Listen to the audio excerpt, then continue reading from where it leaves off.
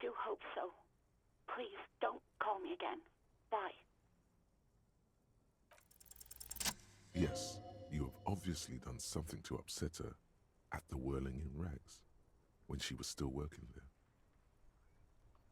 I'm not mad, it's just... You were so drunk and so emotional all the time, and then the skua thing happened. It just made me want to quit. The stuffed bird, the great skua.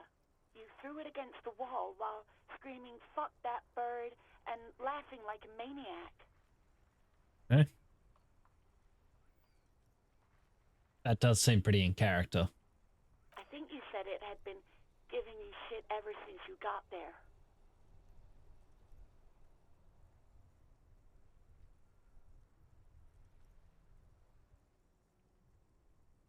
It was a pretty bird, there since I started working in whirling. I really liked her. We call her Scotty. Yes, obviously. You were the worst client I've ever seen. And I have seen so many assholes in this place. I've had sailors fighting, union guys grabbing my ass, kids stealing booze. Once a guy was glued to the karaoke machine every night for 2 months.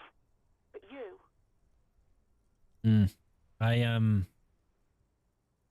think I upset her. Well, you were worse than all of them. Honestly, you were getting borderline aggressive.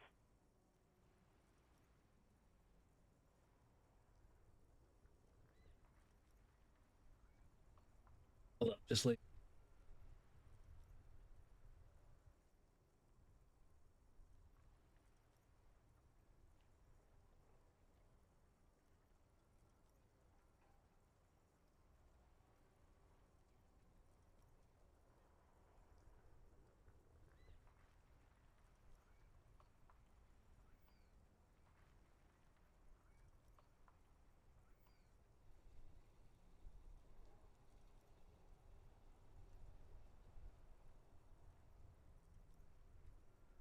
Alright, just sorting things out. 2 seconds. Stop panicking.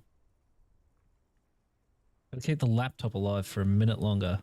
But I think we're good. Maybe. Even about little things like not turning down the volume at 3 a.m. I even liked one of those songs you kept listening to on repeat. No more. I hate it now. We Go On by the O.O. I can't listen to it anymore. You've turned it into a parody. To hell with that song. Then there was your room. Your project. An experiment to see how bad it can get in there. I tried to send the cleaner, but you wouldn't let me. Threatened to make me understand. I had no idea what you meant, and I don't want to know.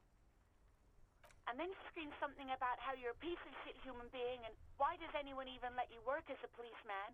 That you'd fire yourself, but you can't even do that.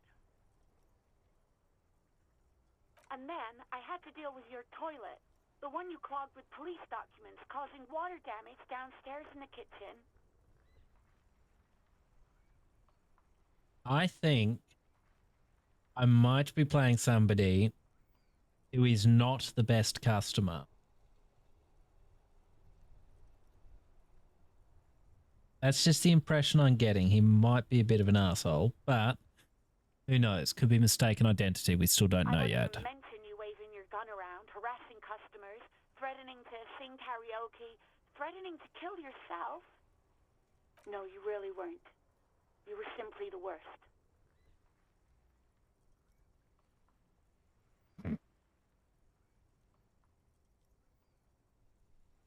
God, I knew I shouldn't have brought it up. Just try not to call me again, and let's pretend it never happened. Wait, really? No, this is absolutely not true. I like Guard. I really do.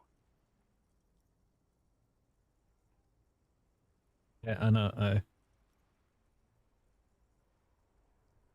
Laptop's being half dead. Hopefully it's okay.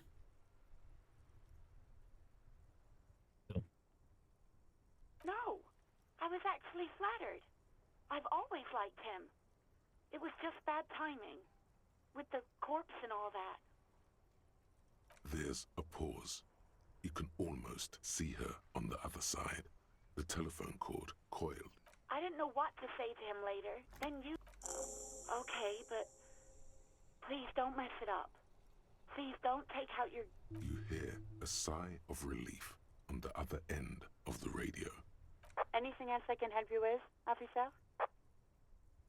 57's over and out. In the cabin, you see a set. Yeah. So we've learned that my character was not very good.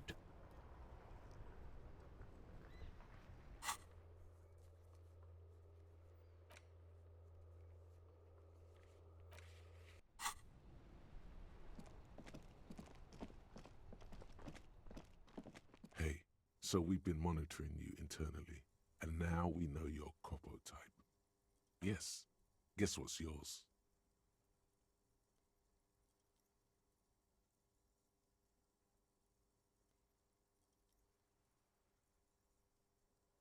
Yes, sorry cop.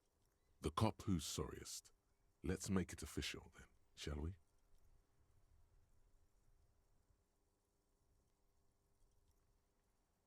Oh, you know, Apocalypse, Superstellar, the advanced interesting cop, liquid shadow cop. But you're too sorry to say those things. So, here we go. What? Jealous of the sorry cop? They'll be super fine. It'll be totally okay. Of course you are. It's okay. See if you can get something out of this, like info. Or maybe every time you say you're sorry, you get $1 million. That'd be alright. That won't happen.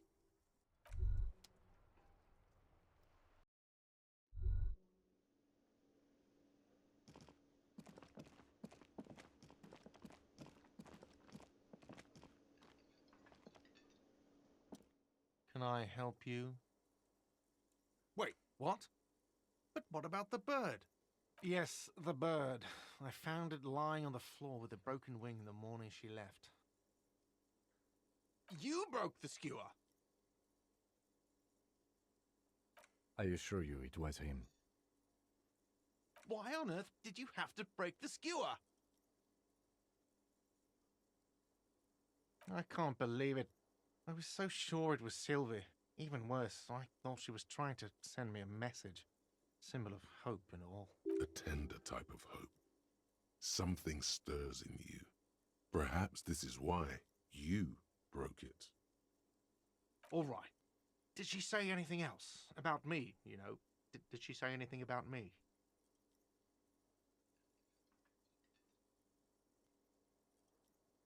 Really? I should give her a call then. Thanks, I guess.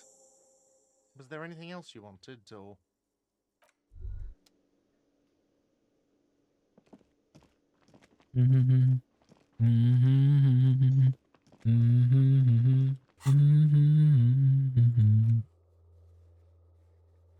I can't get any more info than that. That's a problem.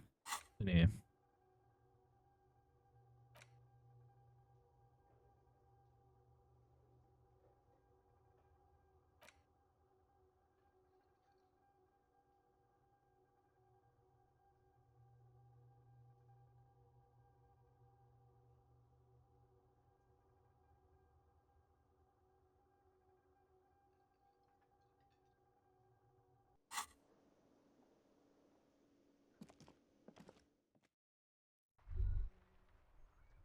Okay, so what's next in line then?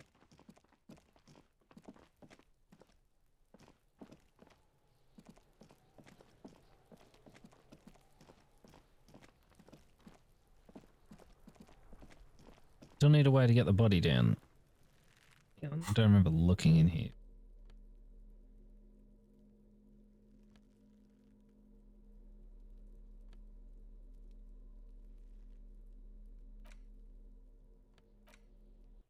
It's just a racist mug.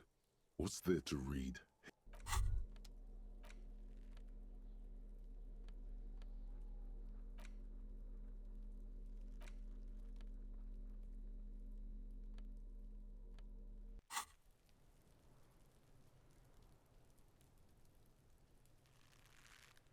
button.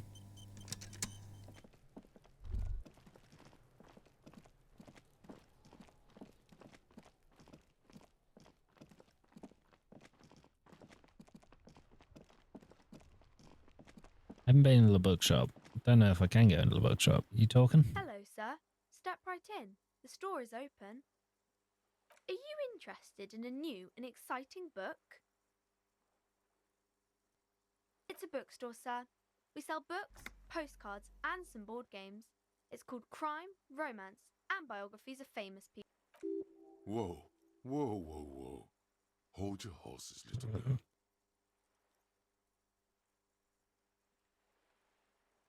You're fooling nobody. Sir, are you okay? You've been standing here silently for a while now. Okay, sir.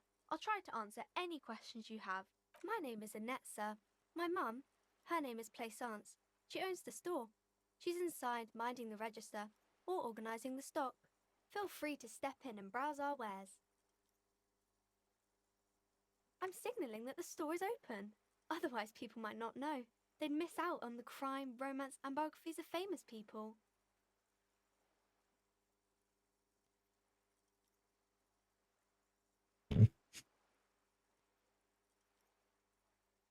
Thank you, sir. I'm happy to help Mum out with the store.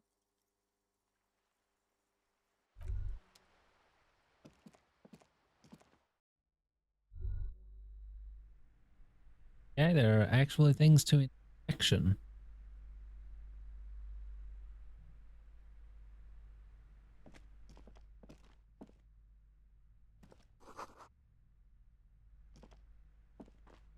The display rack is brimming with worn paperbacks featuring an extremely muscular, sword-wielding barbarian on the cover. Nearly all the titles contain the word Hiam. Rows and rows of Hiamdala men blur your vision. You make out some titles. Man from Hiamdal and the Mammoth Riders, maybe 100. Man from Hiamdal and the Sages at the End of the World. Man from Hiam, not even close. Man from Hiamdal in Hell. Man from Hiamdal and the Forest of Slaves. Yeah, Man for it. nothing of interest. Okay. Only silence and the cosmic background pain radiation.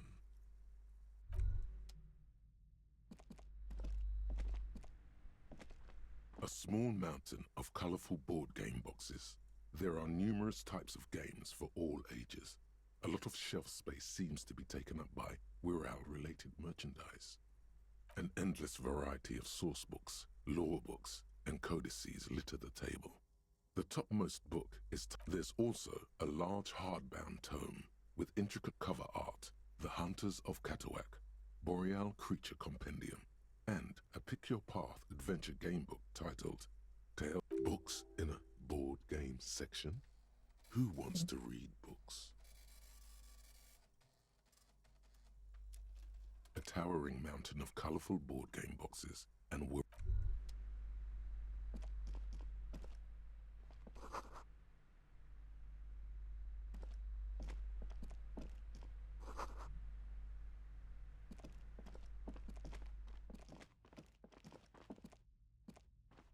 you see a set of tattered curtains blocking the way to another room. A strange... Excuse me, officer. The back room is strictly for employees only. Just as you're about to pull apart the curtains, the petrified voice of the shop owner cries out once more. Sir, don't touch that. I told you it's off limits for the customers. Parapsychologically speaking, we're done if you decide to open them. I won't be held responsible for the consequences. She looks away, mumbling. Why is everyone always messing with the curtains? Why can't they just buy books like normal people? Why? It's not like anyone was killed there. I'm sorry, I don't mean to be so impolite. Just please don't go there. I can't allow that. You'll only make things worse and unleash the powers. Thank you.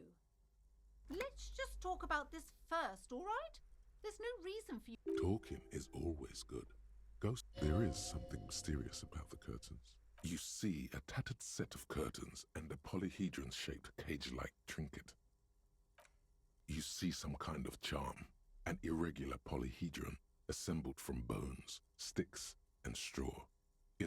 This is a traditional Seminese ward, meant to provide protection against ill luck, bad dreams, curses, and other supernatural scourges. Inhabitants of Ile de Fantôme. Aside from poking at it suspiciously, there is nothing else to do with the fish head charm at this. Nothing. Now please go back to browsing the books. Don't you feel compelled to look at the books? She speaks almost as if she's trying to put a spell on you, urging you to buy. Oddly enough, the more she tries to draw you away from the curtains, the more alluring they become. I want to finish inspecting the room first.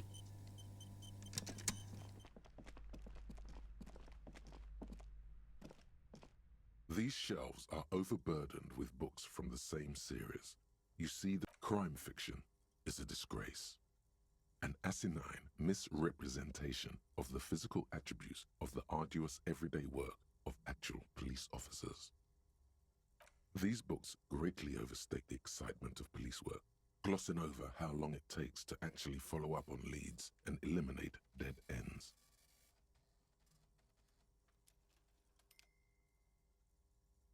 What's more, they completely ignore the psychological hardships of year after year coming into contact with people during the worst days of their lives.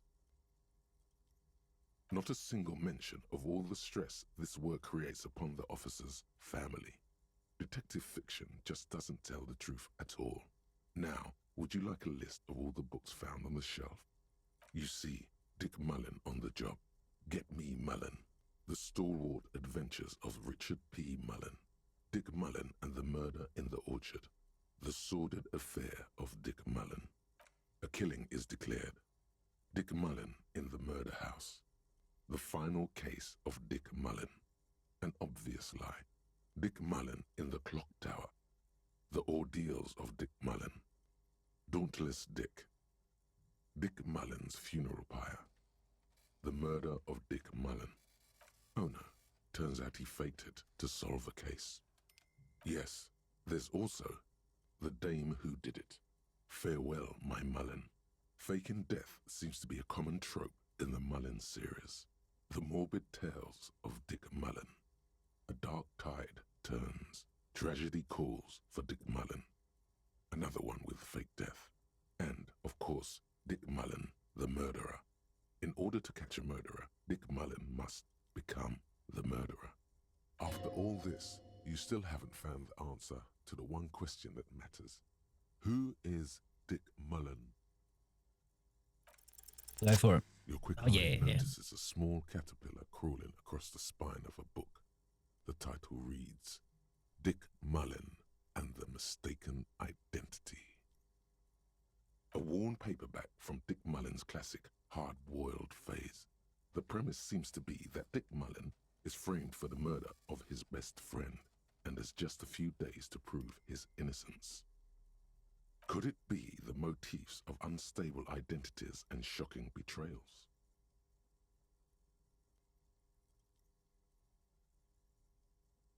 Then this is the book for you.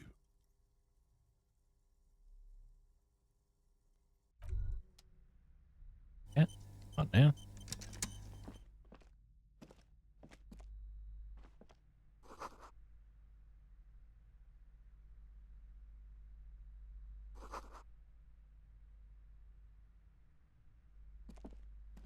The plaque on the shelf reads, Biographies of Famous People. You see a large variety of names, none of which ring a bell. Browsing through all the books with all their names makes your head spin. None of these seem important or relevant. It's all just vapid egoism. Suddenly, a particularly odd title catches your eye. It reads, High Speed Love, the tragic true love story of Jacob Irv and Alfie Delatraz, by one Cecilia Averbrook. High Speed Love chronicles the romance between two of the finest tip-top tourney racers in history. One of them is the madcap driver, Jacob Irv. His blonde mane graces the cover. Next to Irv's life story, you see a slim biography of an Occidental rock star called the Anti-Star. He's famous for shooting morphine into one of his eyeballs and cocaine into the other. Next to that, Revacholian radio personality Guillaume Bevy stands in front of a rundown drug den. He's a permanent fixture on Channel 8, reporting on real-life crime and ruining cops' days. I really must insist you buy one of the books. Reading them is not for free. Do still browse, though, but not too long. I'm sorry, I did not mean to rush you. No, sorry, with that attitude, I am definitely going to open that curtain. Several maps have been attached to a bulletin board hidden inside the alcove. They're held up by small pins. The maps look old and faded. Your eye catches a map of Insulinda, a map of Revachol, and this large map displays archipelagos. You see a constellation of small dots on the light blue emptiness of the Insulindic, Ozon, Laurentide, Fas Alamir, archipelagos, North Arcade Islands, all just specks of dust on the vastness of the Insulindic. On the edges of the map, the color fades into a blur of dotted lines, disintegrating into mathematics. Oof. In the northeast, a dust mite stands on the north coast of Caillou in a bookstore. It's you. You can, on Caillou, Revachol, a single black star, on Ozon, Fondelier, and Vimandu, on archipelagos, Croyan Moran. 850 million people live on these little dots, an oceanic world of culture and commerce. The ocean breaks apart into a tangle of cosines and azimuths, all pointing into pale nothingness. Windy is the north azimuth. Grad is the northeast azimuth. Samara is the east azimuth. Seol is the west azimuth. Connections to other worlds. Words past the Insulindian, unknown to you. You only know you've never been there. You have little idea what they are. Distant stars, gods. But looking at them makes you feel perhaps they are gods. Gods of distance and outer dust. I'm sorry, officer. The map of Martinez is the only one available. The other two are not for sale anymore. And besides, they're quite valuable, though they might not look it. The map of that old thing, it's an out-of-date map of a tourist location that never was nor came to be.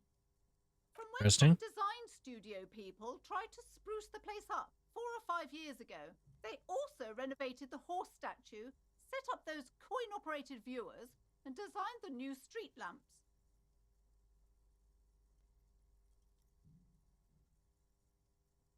The place does not look like a successful tourist trap, does it? They didn't get that far, for some reason. A shame the project never got going. Would be nice if...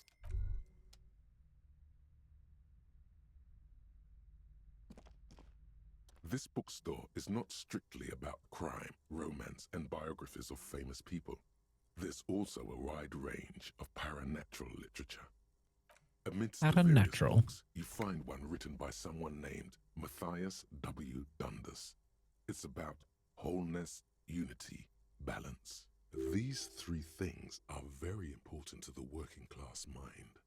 The point of the book, and many others on this shelf, is to give people medicinal advice in situations where they don't have. It serves platitudes, while also telling everyone that traditional medicine, the kind people don't have access to and which costs more than this book, is garbage and would only give you cancer anyway, without even curing your cold or anything.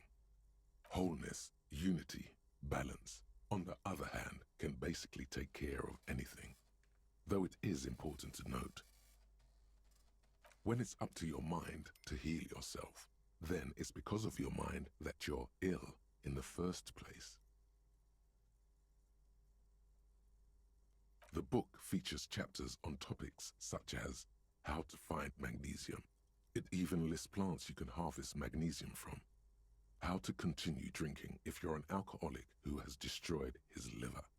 And there's even a chapter on the ancient Seraïs tradition of using duck gallbladder preservatives to treat and prevent sexually transmitted diseases.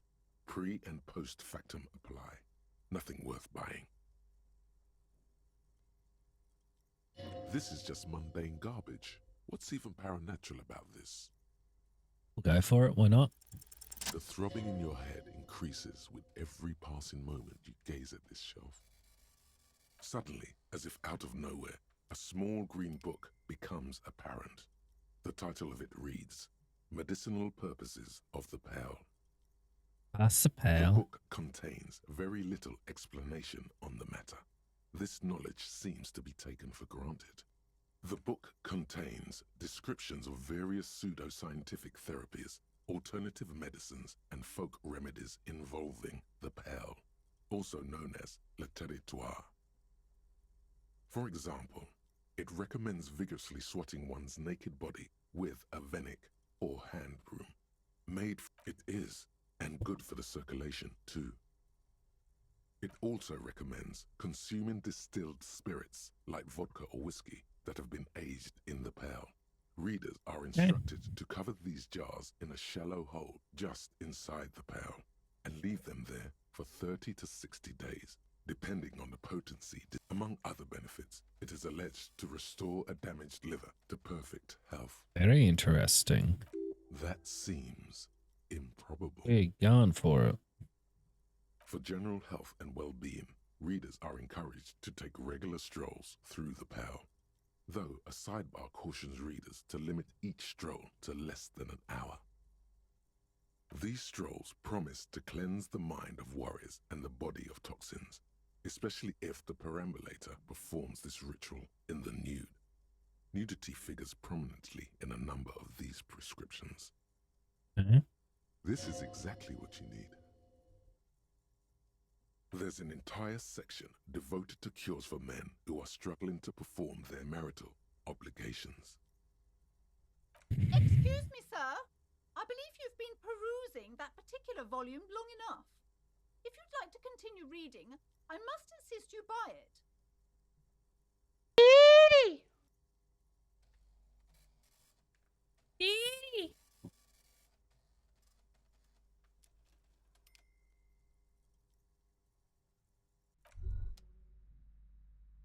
Yeah, getting along. Better than I have been the last 2 days.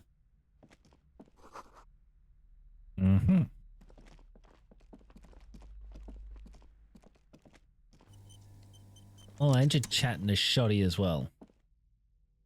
The curtains tattered with age Right. and you see a dimly lit room full of dusty furniture and trash.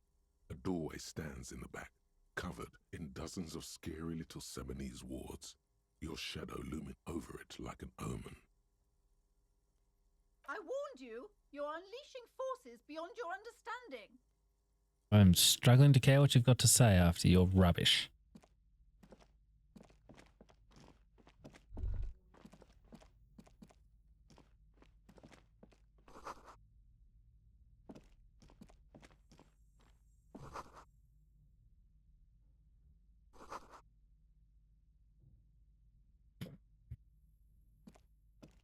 A heavy door with a missing handle stands before you, covered in dozens, if not hundreds, of Seminese trinkets and charms.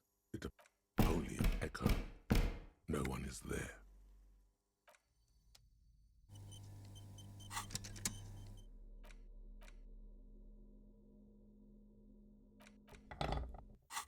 Mused on that. A heavy door with a missing handle stands before you, covered in dozens, if not hundreds. I doubt it'll of work, but might Seminese as well. trinkets and charms. Yeah, getting along dirty though. Appears to be Getting locked. along.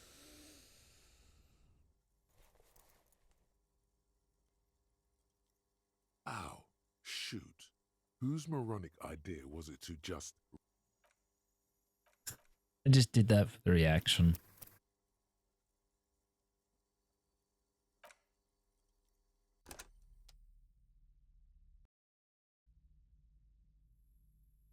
heavy door with a missing handle stands before.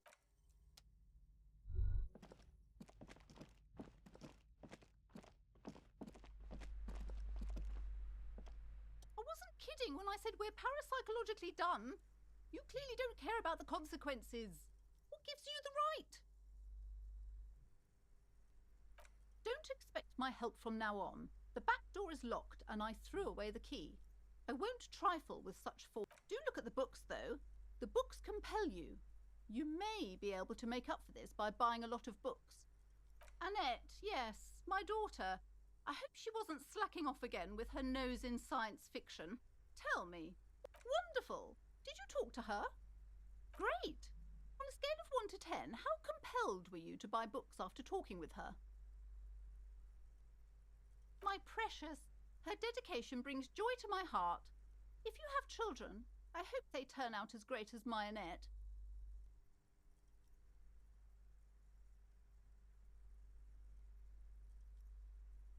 As a young girl should be, with the proper attitude, she'll have a bright financial future.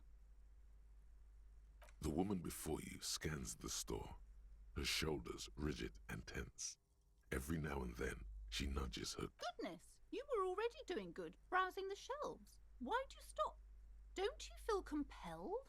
Go, go, get back there. Everything is on the shelves. Take a look yourself. You just complained that I was spending my time looking. Don't they? She smiles and nods, seemingly relieved.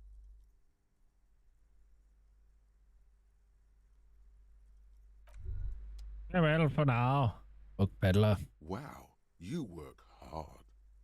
Oh, yes, you hustle. You're a provider. It's tough out there, but you keep it real and provide. Oh, yeah, like a horse, a workhorse for hard work. Look at yourself. You're a human pedometer. You must have walked 200,000 steps down cracked asphalt, mosaic, sand, and linoleum after you re-emerged. That is the sign of a hustler who never gives up. The world is harsh and people are evil. You didn't make it that way, and you won't let it break you. You ride.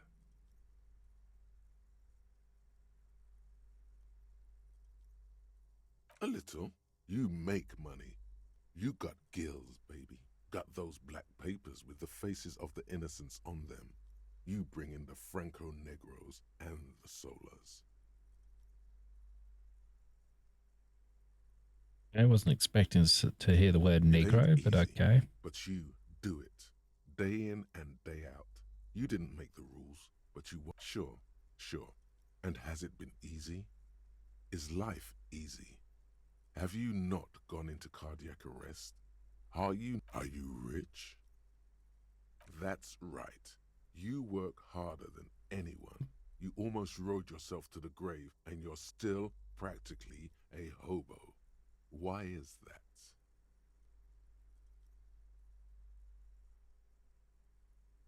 Because of the taxes. G-Man's got his jam-covered sticky fingers in your pocket, stealing from you every time you buy, sell, walk, talk. Aren't taxes almost non-existent in the Gotham estate that is Revachol? You and I both, but they got those indirect modes of taxation. Sales tax, excise duty, extraction tax, this tax that doesn't even have a name. Plus, there's a 98% of all your money.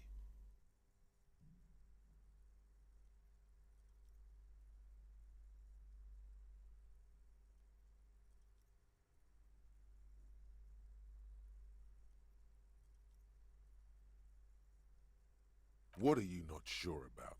They're milking your nipples till they bleed. Can't you see? Aren't you sick and tired of having bloody nipples? It's all about the tax issue, hustler. No other problem in the world is as pressing as top marginal tax rates. And don't...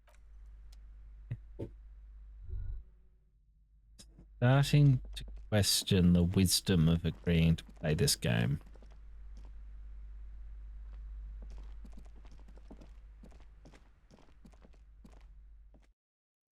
forcing me to make some choices that painting everything as black and white when there are in fact other colors.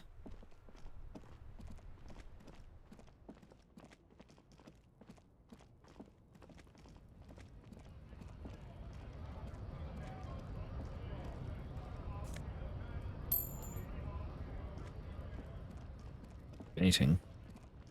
A lot of people.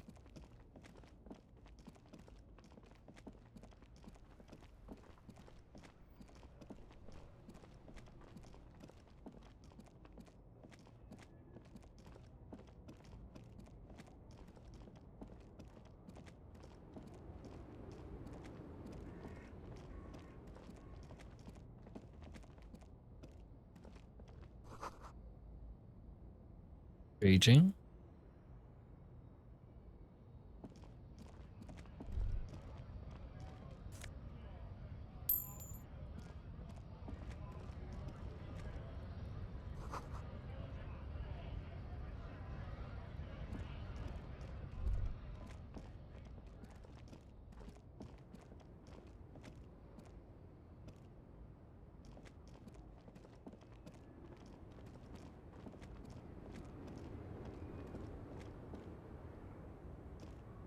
The small, wrinkled woman does not greet you. She nods along to something on her radio. A photograph is clutched in her hands, and there is a warm smile on her. The photo, an ambrotype from the turn of the century, as golden as her smile. It's the warmth of a winter night's fire. Maybe she could give you comfort and shelter, some cigarettes, and food money. No response. Wherever this woman is, you're... Okay. Talk. Oh, I'll try. Again.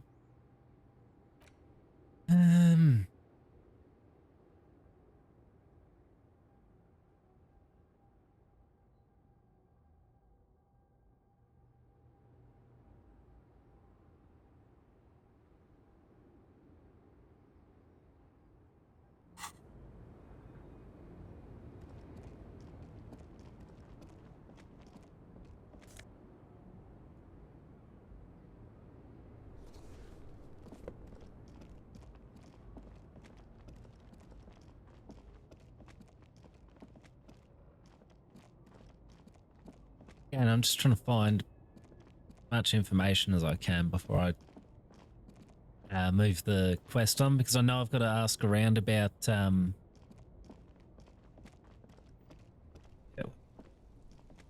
yeah, who he was, but he was in the apartments or out the front smoking a durry, so ask around about that.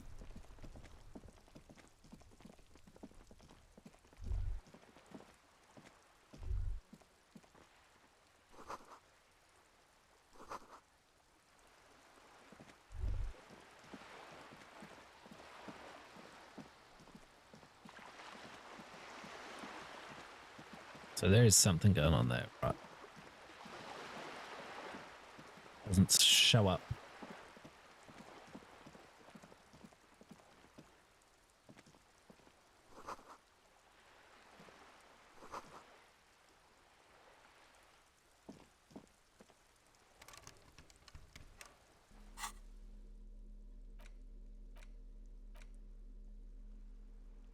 Hey!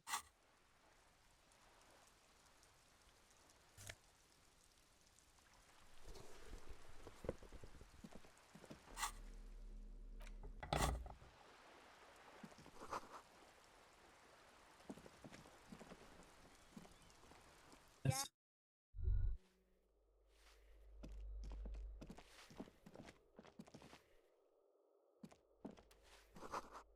Eh.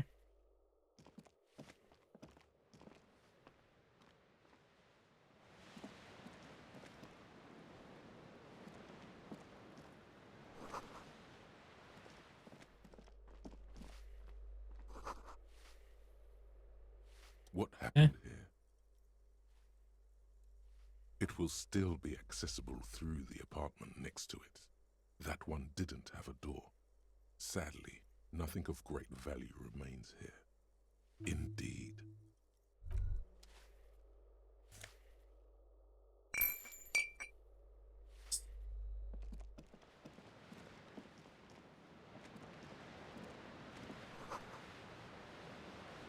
Oh, that just leads out to the sea.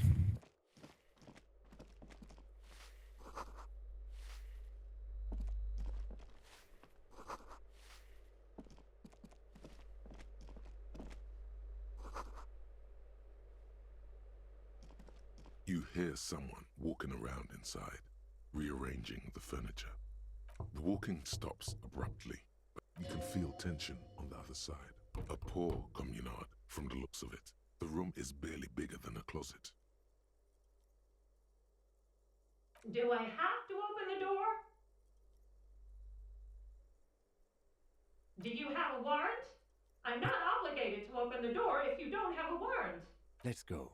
We don't have a reason to get inside that apartment. It's generally easier to do things if you have literally any reason.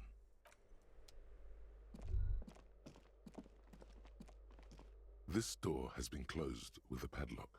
A chalk-drawn number on the board says number 11. It's a solid lump of metal, but the shackle is deeply corroded. A solid pair of chain cutters would make short work of it. Better whip out those cutters. You won't get very far otherwise.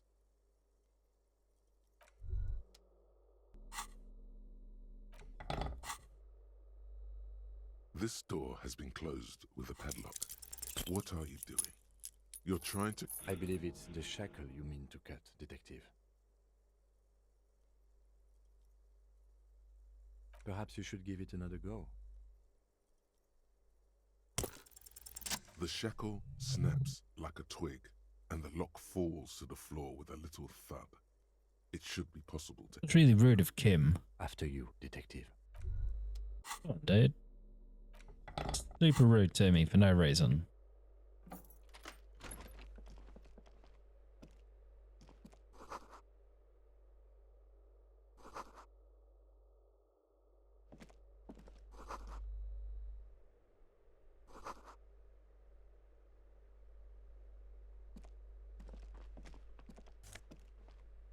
Oh, nice.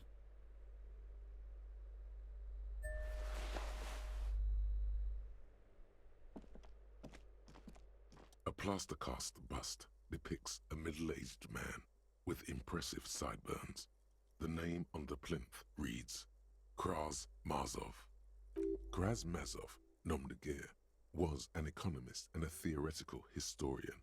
He was Certainly a not leading Karl figure Marx. in the Grad side of the turn-of-the-century revolution, where he headed the 9-day government.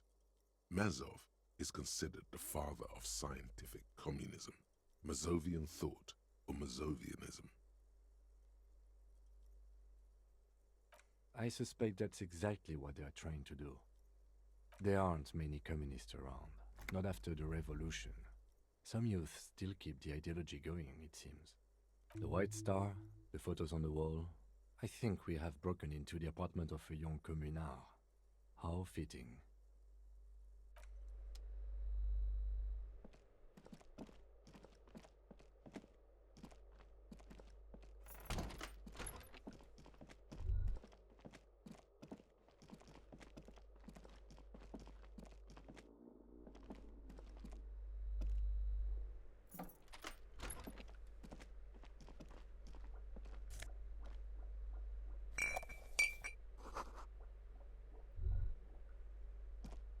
Speaking.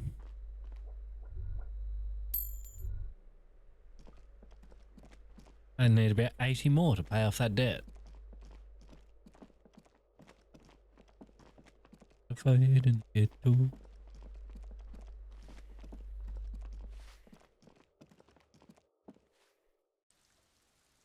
And breaks away. Buys a gun and he steals a car. Tries to... The streets will flow red once more. A great torrent rushing down Rue d'Esperance. You wait and see. The streets will not flow red with anything. Who are you? I'm Cindy the fucking Skull. What else do you want to know? Date of birth, blood type. The last time I was tested for Heps, had a battery of tests just last week. I'm practically a patchwork of interesting critters. Kinda like a man-o'-war.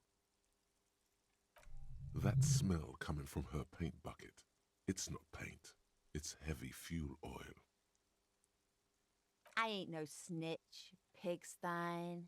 Go forth and forage in someone else's shit. No shortage of squealers in these parts. Actually, there is a shortage of people who talk to us in a normal, calm, informative manner. We weren't put on this earth to make your life pleasant. Fuck. Red-dyed heavy fuel oil, intended for exclusive use in government vehicles, to be precise. What did you think I was using? Aquarels? Sucked it out of a cop's fuel tank myself. Back in Jamrock. You ain't seen nothing yet, piggy boo. The lieutenant furrows his brow at another one of your eccentricisms. Your boat. Hatred, disgust. It's difficult to tell which of the two is more present in her girlish features. The woman on the boat does not notice her staring. That is on her. Someone's got to keep an eye on her. Ozon is an archipelago 2 days' travel away from Rivershore. Its moneyed residents used to posh restaurants and upscale boutique. Probably the Wild Pines rep. We should talk to her. She's a professional negotiator, though. I have the feeling she will be very cooperative while telling us nothing. Wow, why should we talk to her then? You should take the lead. Ask her unexpected questions, you know? Do your thing. Don't be afraid to get a bit wacky. Throwing her off is our best bet. Fair Good enough. idea, piggies. Run along now. Can't you tell? I'm painting a beautiful mural, an aereo graffitio visible from low orbit. I haven't really started it yet. I'm waiting for the right words. Yeah?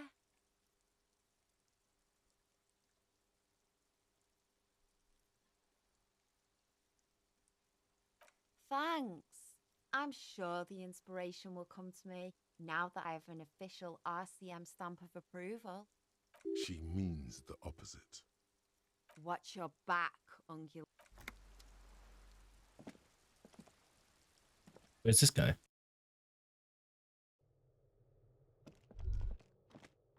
I assume this is her room then.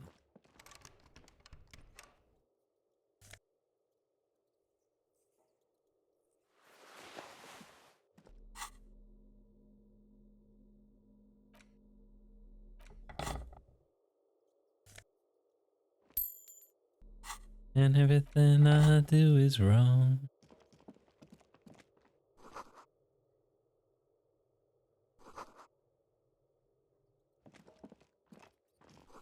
Carry on. Always there.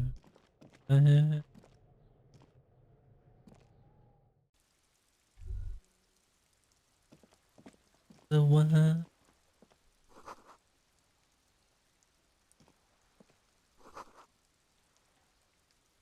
Now that's not promising, is it? It'll work, but touch my hand and dynamic.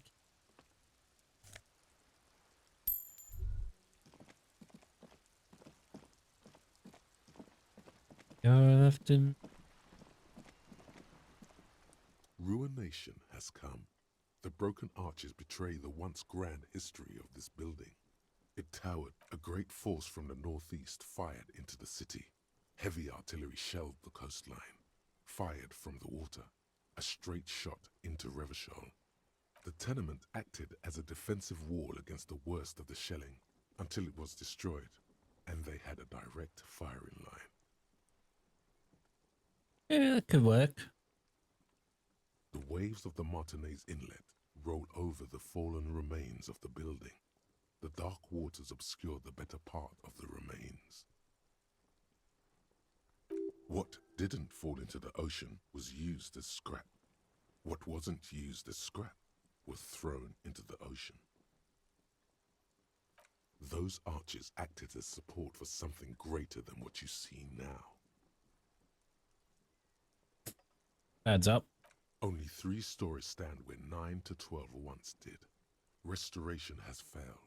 What the shelling took out was never rebuilt. A fleet, the combined armies of Occident and Grad, with Mesk volunteers, a 5-nation army, hundreds of vessels. They massed airships further down in the Bay of Revachol. The artillery was so powerful. The ships not only required gyroscopic stabilization, many are still there to this day. If you squint, you can just barely see the shadow on the water, far in the northeast. Cannon still ready to placate Revachol. The coalition. But that was a long time ago. I think we should move on. It's chilly up here. Okay.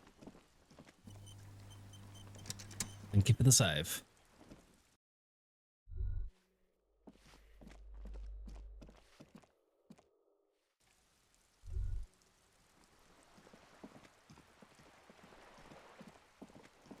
Yeah. Actually, I'm tired.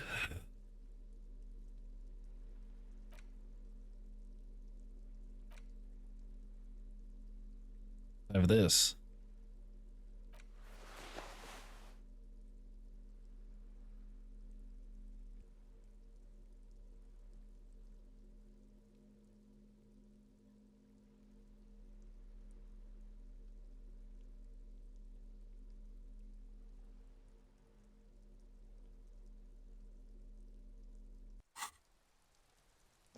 Damn,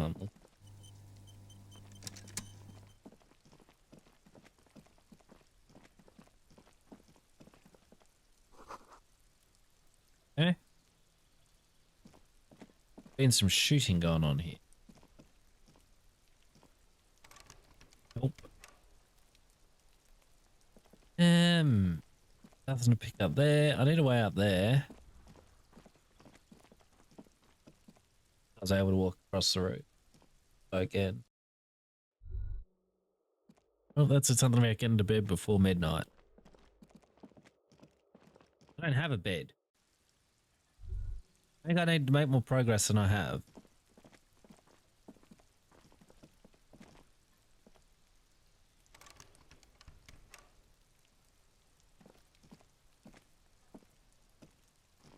Da da da da.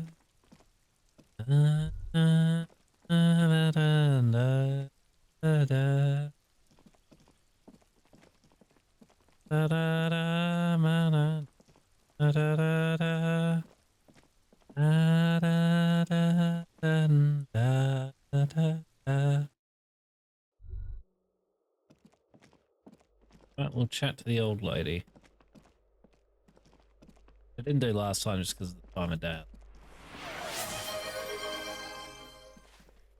New ACO just redeemed. Please stop singing. How we doing? The cold never does any good for my bronchitis.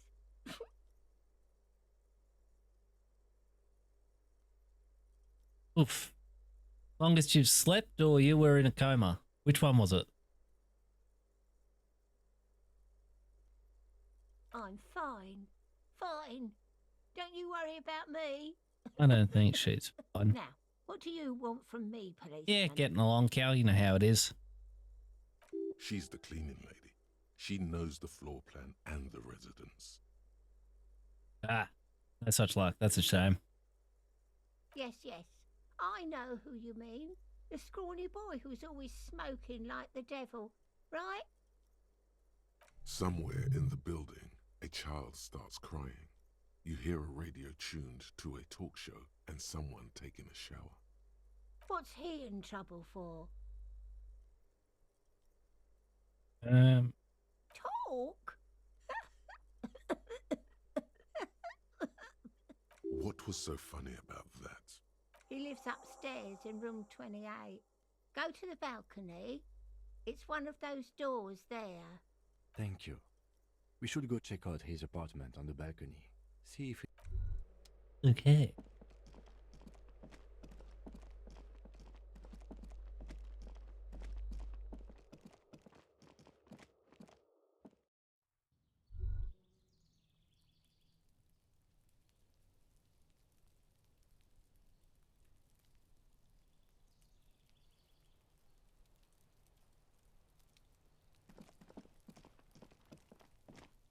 Guessing that means that one.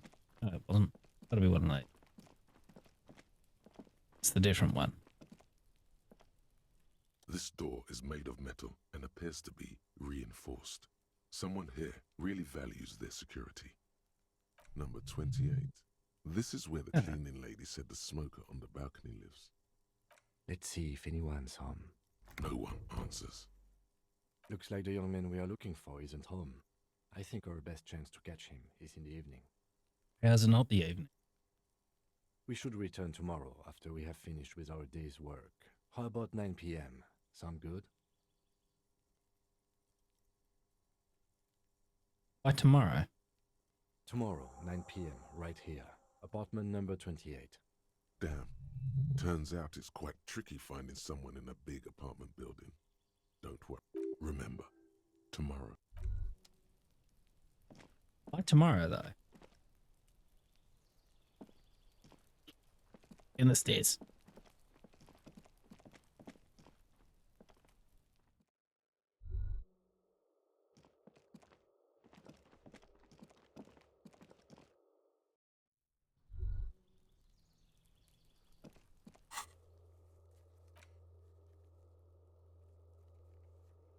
Can't make up its mind.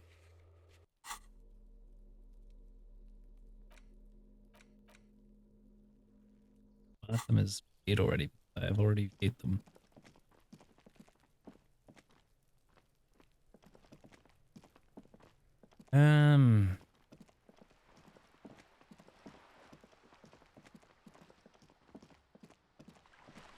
In here.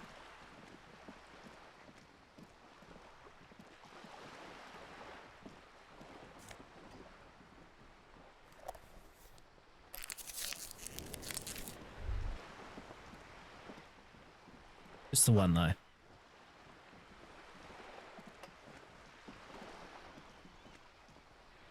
There we go. A striking woman leans against the cabin top of her sailing boat, smiling as you approach. Her green raincoat glistens with droplets. A silk scarf is tied around her throat. Good afternoon, officers. I'm Joyce. Hello, Joyce. Joyce L. Messier. I represent the board of Wild Pines, the owners of the harbour. You gentlemen must be from the RCM. Nothing, honestly. I've said it to every drunk in town, and you're the first one who's responded. Rude. Relax. She meant Roper, it. what's going on? I'm glad to see you here. I was dispatched to handle a strike, not a lynching. Anything I can do to assist the RCM in this matter, I will, gladly. Hey. That is good to hear, madame. My colleague will take the lead on this interview. I should let you know that he is recovering from an unusual medical episode. Very unusual. But I can assure you of his ultimate competency. There's a trace of irony in his voice. Mischief, even. This is a tactic. How interesting. I wish you a swift recovery. In the meanwhile, you have my full cooperation, and the full cooperation of the Wild Pines group.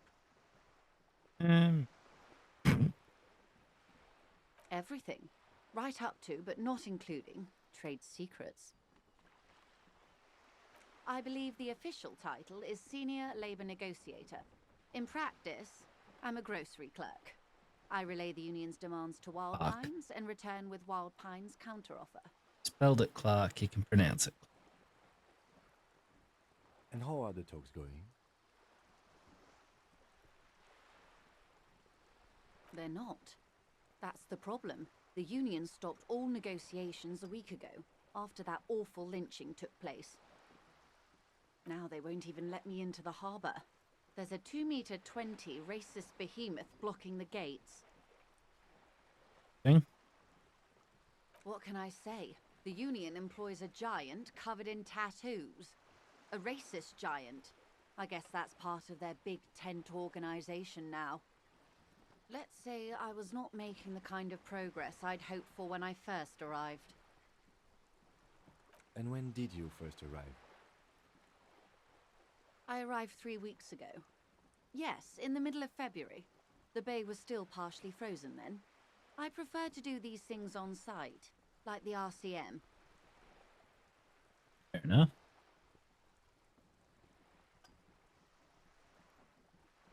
But the strike began in December. I wasn't the original negotiator here. I took over after Mr. Gaumont hit a wall with Mr. Clare, the union boss. Mr. Clare refused to speak with Gaumont despite concessions he'd granted the union in prior negotiations. This isn't the first time the union has gone on strike. Heavens no. There have been 2 prior strikes. Both times the union won significant concessions, including overtime pay and a medical plan. This time their demands are more, I guess you could say, aggressive. Ludicrous even. It's meant. Mr. Clare told him to, how did he put it? Fuck off, midget. Gaumont is short of stature, you see. Yes, keep in mind, this is a negotiator Mr. Clare has worked with before, and who was more than fair with him and the union. With this one? Everard Clare is a man of the utmost integrity. If you can say one thing about him, it's that he always puts the interests of the workers first. Of course not. Everard is fantastically corrupt. I imagine he has a thick, viscous goo where you and I have blood. He is the most corrupt individual I have ever seen, and I deal with men like him for a living. If there is anyone more venal, more irredeemably nepotistic, then it's his twin brother, Edgar. Yes, Edgar looks exactly like his brother, except for that lazy eye. He also talks exactly like Everard does, and when one's term as foreman is up, the other takes over. It's how they circumvent the term limits, you see, with a funny little switcheroo. While in office, they've embezzled God knows how much of their workers' dues. The Débardeurs Union was once a perfectly normal institution. 20 years ago, anyway.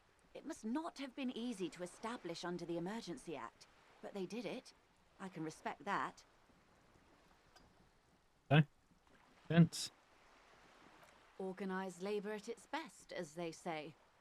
Then something happened in the local chapter elections. The brothers Clare came and transformed it into a... how do you say? A mob. The Débardeurs are a crime syndicate. Sad as it may be, I suspect we'll be forced to cooperate with them. Refreshingly honest, officer. The company has tried appeasing in the past, but I'm afraid our concessions have only emboldened Everard and his brother. And your opinion, detective, if I may ask?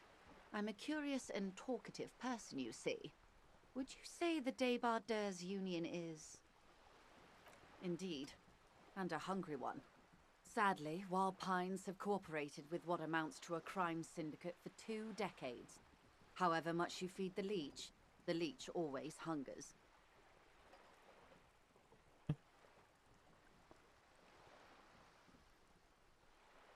The scabs? You mean the huddled masses of Jamrock, come to plead for work where the union refuses to? If they were organised by Wild Pines or its affiliates, then it would be a company secret. I could not share it with you. Not right now, at least. It's implied. She's open to discussing this matter with you at a later occasion. There are leaflets Good to know. everywhere and banners. What did they say again? Oh, yes. Every worker, a member of the board. Most of the workers probably don't know what that means.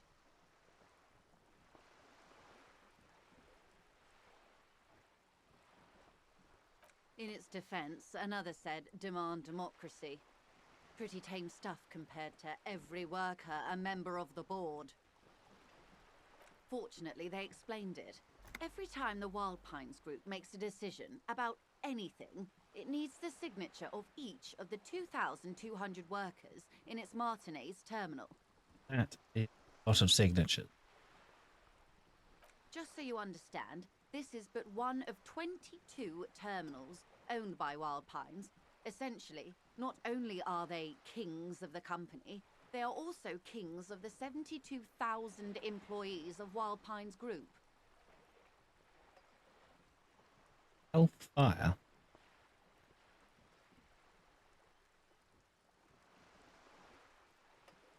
I'm not sure. Naturally, I assume that was just their opening position, a hard-nosed tactic with a side of mockery.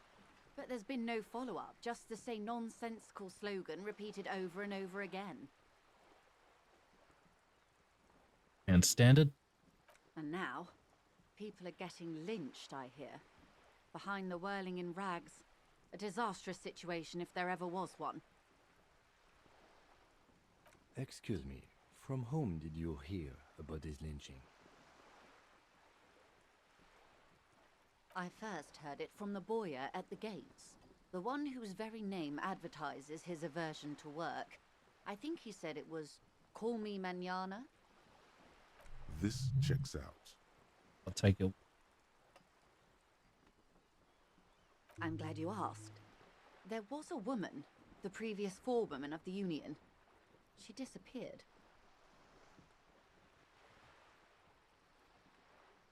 Disappeared? I was thinking. I asked it. Yes. On the last day of the local chapter elections, her daughter phoned in and said she wasn't running anymore, or coming to work. Ever. End of story. A little bit sus, actually. Downright haunting, if you ask me. The Wild Pines suspected foul play, but what could they do? The point of the presentation is, these kinds of things happen around the Clares. Watch out when you're dealing with him.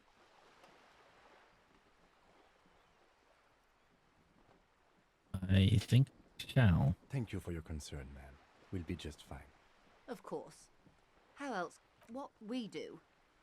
I'm afraid I don't speak for Wild Pines as a whole. It's a giant undertaking. I'll allow it. Just this once. There was a touch of discomfort there. She wants to merely represent. The Pines' core competency is logistics. Container shipping, freight, that sort of thing. See those airships there, blinking? Ah. Those are the shipping side. Roper, my man, how are we? You seem to be in a position to respond. And that is the terminal. Another subdivision deals with energy, oil and gas exploration, offshore platforms.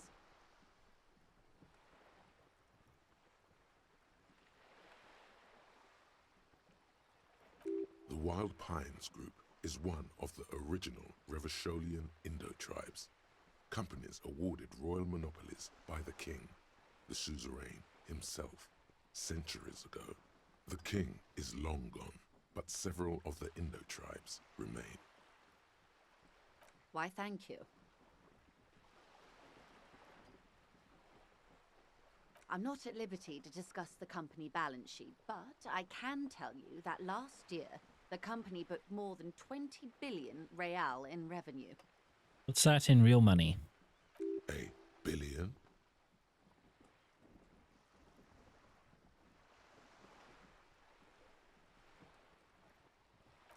Yes, past a certain point, numbers begin to seem imaginary, but they are quite real for the 72,000 employees who depend on Wild Pines for their paychecks. A conglomerate the size of Wild Pines is like a shark. If it stops moving and growing, it will die. Then what becomes of those 72,000 families? It is a tremendous responsibility. They started as an exploration and cargo fleet conducting trade between the Samoan and Insulindian Easterlers 250 years ago. She's gone when back a Pine lot ships further than I explored thought. the South Seminese and charted Lomantang on behalf of the suzerain.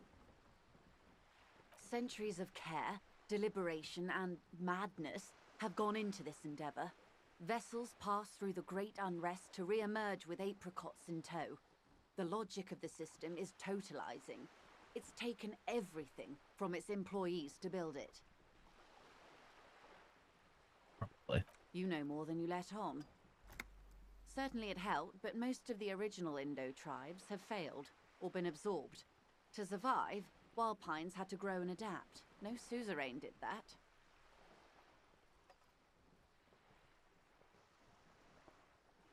You mean aside from being the terminal's legal owners, who are responsible for moving 8% of the world's cargo?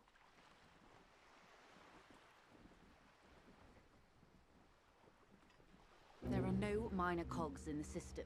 Each terminal must be accounted for, lest the entire system break. Every hiccup in such a system means thousands lose their jobs, the world over. I'm here to assure that doesn't happen. Not to ensure it? With your help, hopefully, says her warm tone.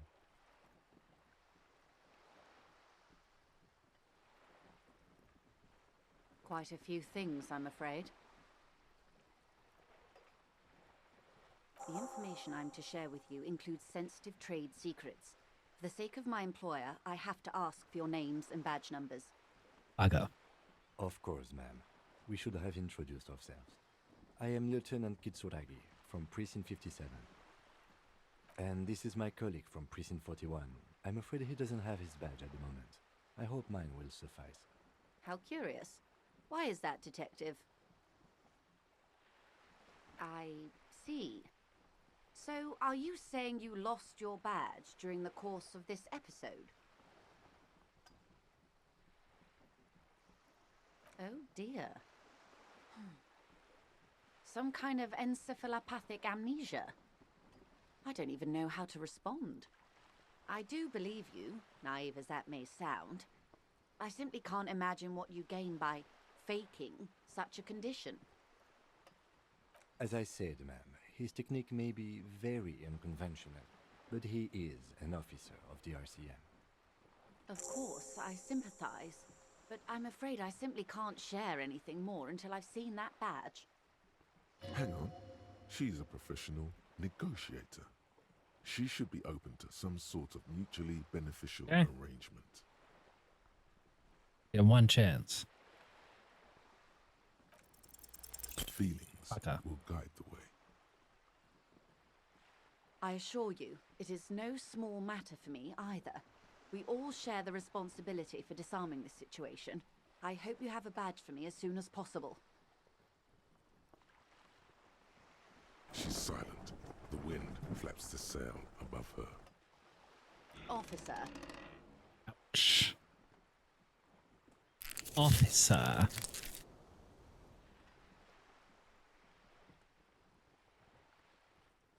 You know, I don't mean to sound cold, but if you want something, you have to give something back.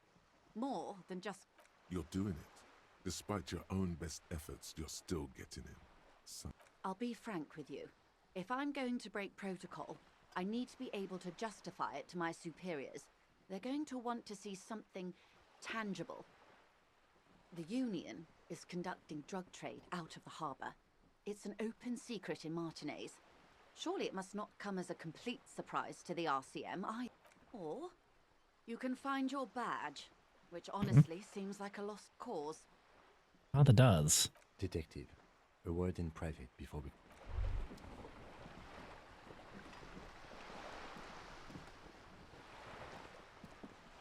This is not going quite as I hoped it would, Detective.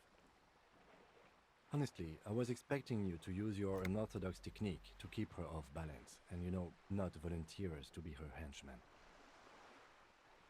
This woman is running circles around us. She might have known about your misplaced badge all along, or she's simply an adept improviser. Either way, we've played straight into her hands. Maybe this is all her plan. She might have heard about you.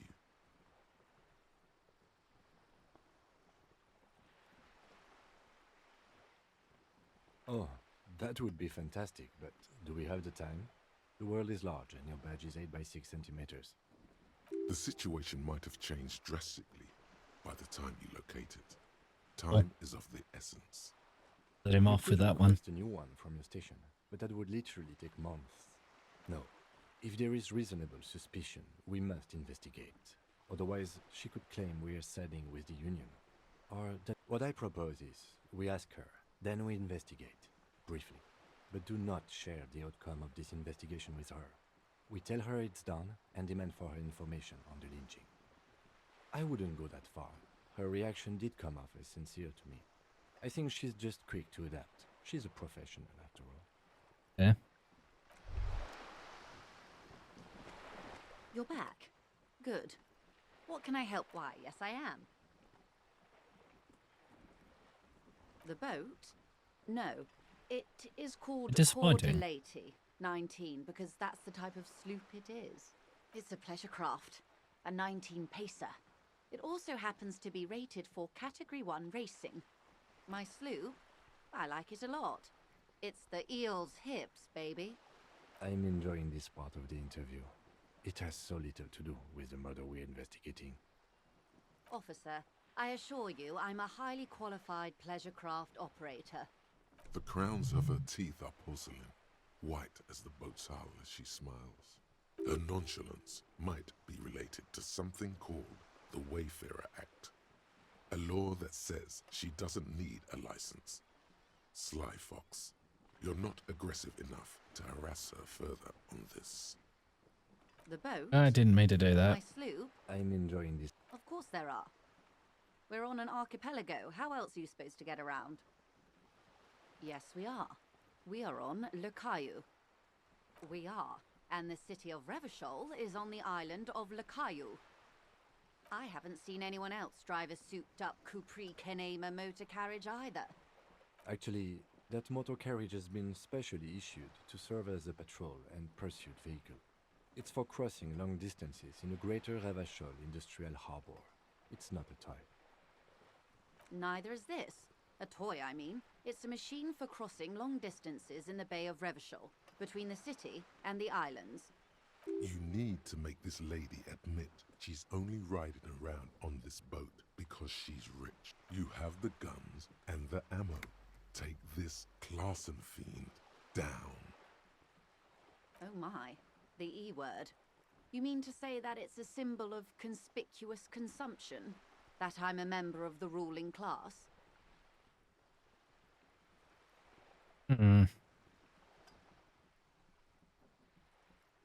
Detective, may I remind you that Mrs. Messier is a professional negotiator? Then what does that say? Does it say docking reserved for residents of Rue de Saint-Ghislain, 33A? 33A? This old proletarian haunt here? As I said, plenty of people drive boats, of all social strata. Go for it, fingers crossed, bugger. She takes a sip. Okay. Of course. Nothing happens for quite a while. As they do. The thoughts happen inside his brain. It doesn't. My, it's as if there's a tiny spinner on the side of his head and he's really... Except he isn't.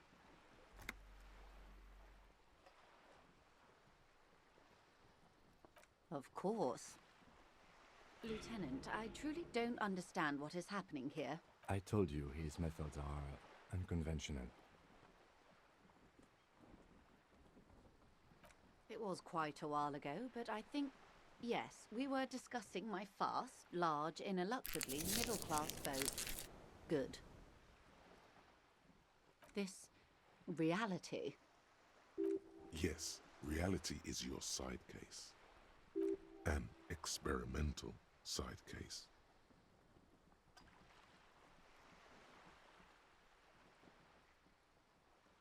How truly curious. A sort of philosopher detective. Are they now? A deep synthesis. I'll assist you however I can then. Go ahead. Ask. All right. You guys getting this far? I know these all look good, but begin begin with the first, okay?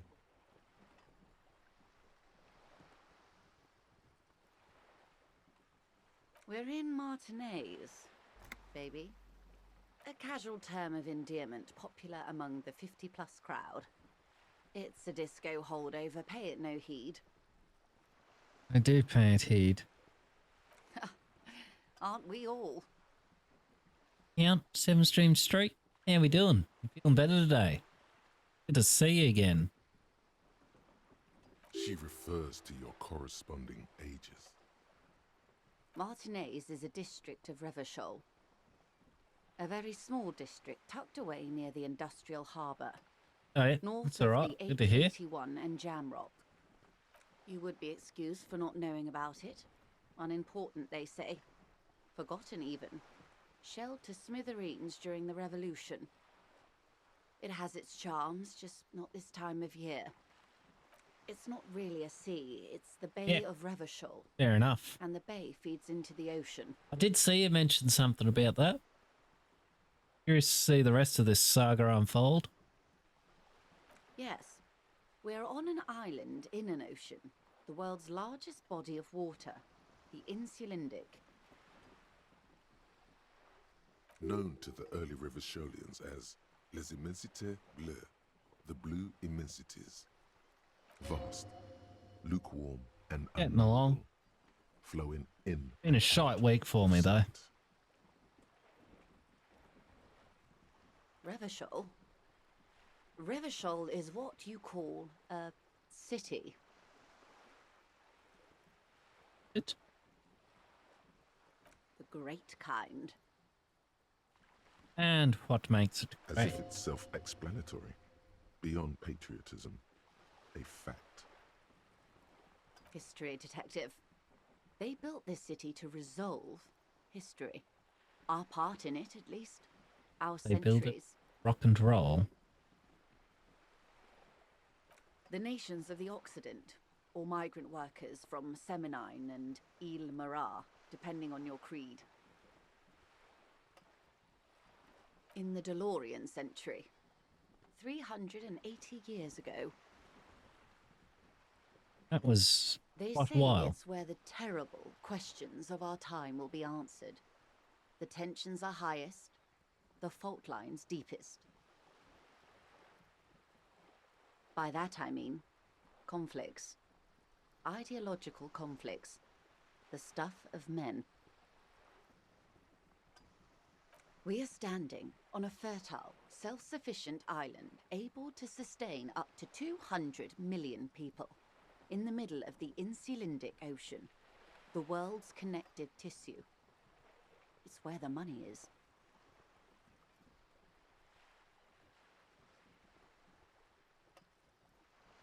I think it's fair to say so. Martinez is about 22 kilometers from the center of the world. That soldering iron is the bank of the world building. The bottom floors are Insiacom. Coalition government, Insulindian Mission Command. Okay. Silence. She lowers her hand. The water, the light. It's as though you're seeing it for the first time. There is no recognition, only the immensity of the sea and the cold radiating from it.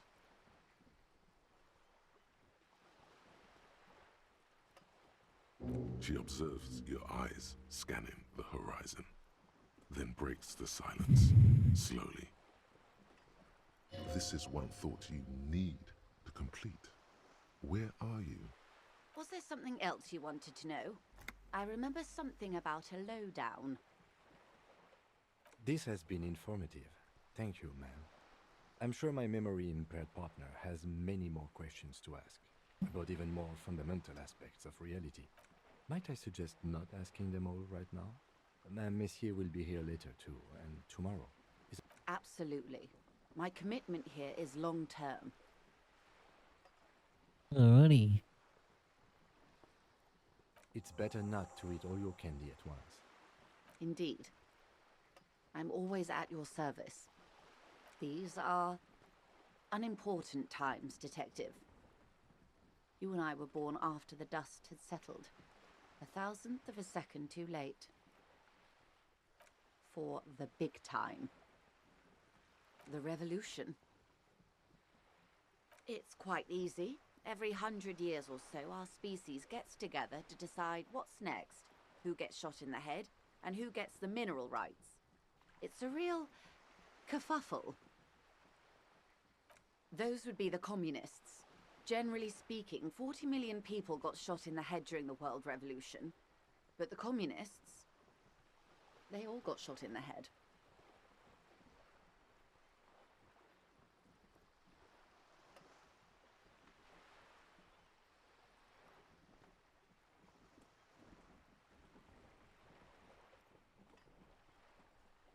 Thank you for the free stream streak there, Al. Best I can do is a pat on the head. And yes, it is possibly longer than anyone else has ever managed. Oh, and the anarchists too. They shot them well. So well, one forgets they even existed. She likes the totality of it. Indeed. They piled them in mass graves in Ozon. And, well, that's the last anyone heard of those people. Did they ever? Before they got shot themselves, they shot 2 million people. Yeah, it was a kerfuffle, all right. Yes, the Insulindian deluge, they call it. Yes, an acute thiamine deficiency can be exacerbated by alcoholism. Exacerbated means made worse.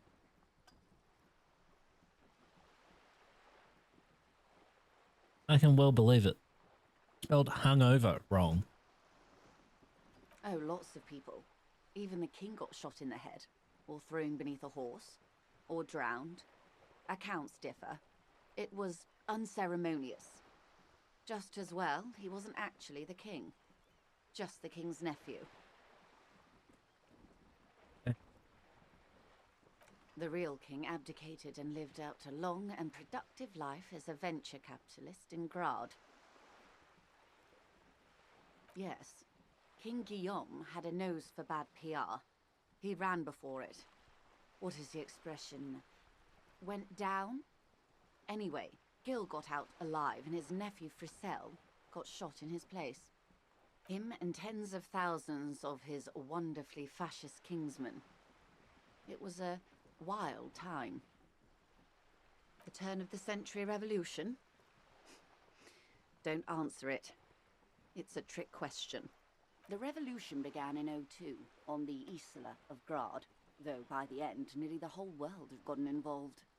It wasn't a who, but a what.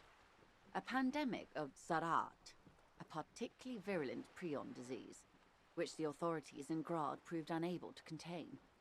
Then Marzolf came along and overthrew the government. It made people overthrow their governments. Indeed, Zarat is a highly infectious microorganism that destroyed brain tissue. The actual causes of the revolution were material. The pandemic only provided the spark. From Revachol and Grad? Not far. The world managed to cauterize itself. Marzolf's government was overthrown in '08, and the I think so. crashed the Revachol commune 2 years later. It was the end. The monarch's kind of doing head of state and head of government as two distinct things. So you can have a fascist monarchy,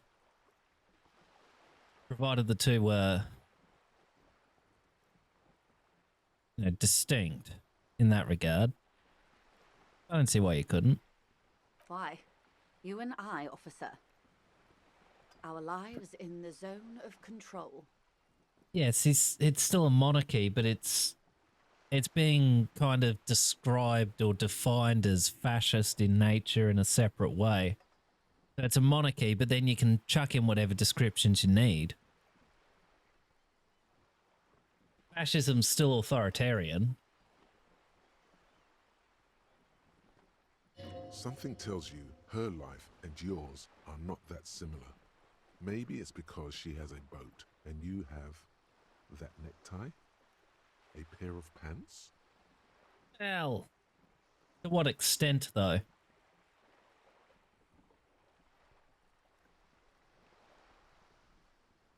I don't see why they couldn't be. Whether it will be successful or not is another matter. A city-state divided into free market zones under the everlasting interregnum of the Coalition of Nations, and you, of course, the citizens' militia. The zone of control is the third incarnation of Revachol, after the failure of the suzerain and the commune. Yeah. Modernity. They developed the marvels of the inter-eastlery communication, telematic milieus, radiation, colored plastics. Meanwhile, in Revachol West, the aftermath continues for the 5th decade. 51 minus 8 equals 43. Oh.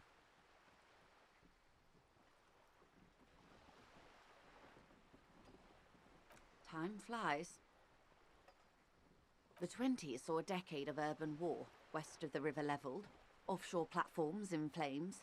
Still, it's regarded as an improvement on what came before. 08 to 19 was simply hell. The 30s? Things settled down in the 30s. Revachol East transformed itself into the world's largest tax haven, with the international community's blessing. For the first time in a long time, it seemed like things were going somewhere. If there's an ultra-nationalist and ultraviolet, does that mean you can get an infra-nationalist to go with infrared?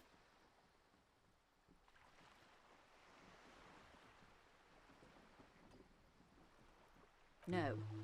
It was a market mirage fueled by cocaine and quantitative easing. The 40s dispelled it like a cold splash. An Isla-wide hangover, you might say. And here we are. Welcome to reality, baby.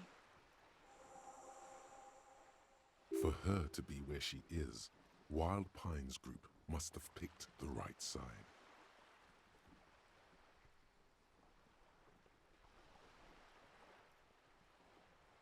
Good question. What would you have done differently? And I asked you, past less detective of the citizens' militia, what insight has acute encephalopathy given to you?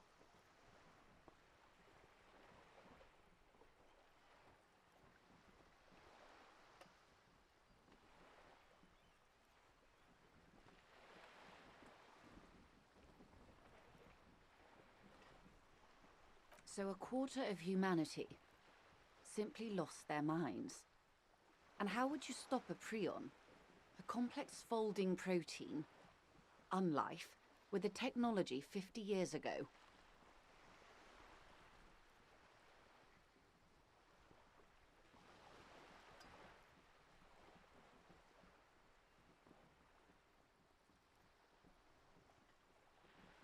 Just curious to see the responses.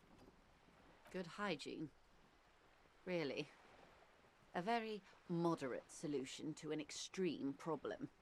It's those sort of half measures that doomed the authorities in Grad. When they failed to step up, Marzov and his party stepped in. In this particular case, maybe a more robust state response might have been appropriate. Maybe. Maybe. Opinions expressed here do not reflect the official position of the RCM. And what is your official position, Lieutenant? My position, ma'am? My parents got ripped to shreds in the revolution. I would have gone the same way. I was saved by being 2 years old. That's my position. The abattoir. Understandable. They are what they are. Who knows? An afterbloom may yet come. Anyway, Enough sentimentality. Not so fast. Who is she in all this? Ask her who she is. She owes you an answer.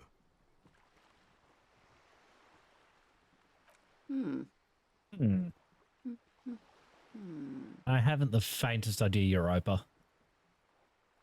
She won't maneuver her way out of this one. I am the vilest of the vile. A traitor, a devourer of nations and infants. I am an ultra. She raises the corner of her mouth, smirking, revealing a canine.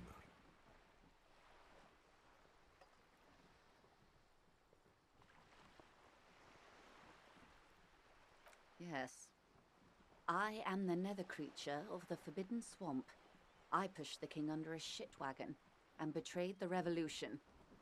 My kind surrendered the nation to financial colonists. I can see you thought we'd gone extinct. After all, no sane person identifies as an ultra-liberal anymore. Not in broad daylight. You're a centrist at heart. A real moralist, no? Tell me, now that I've uncoiled myself, do you find me frightening? Frightening, no. In her eyes, you see a mixture of truth and Pregnant, yeah. self-satire. Decades of guilt and pride.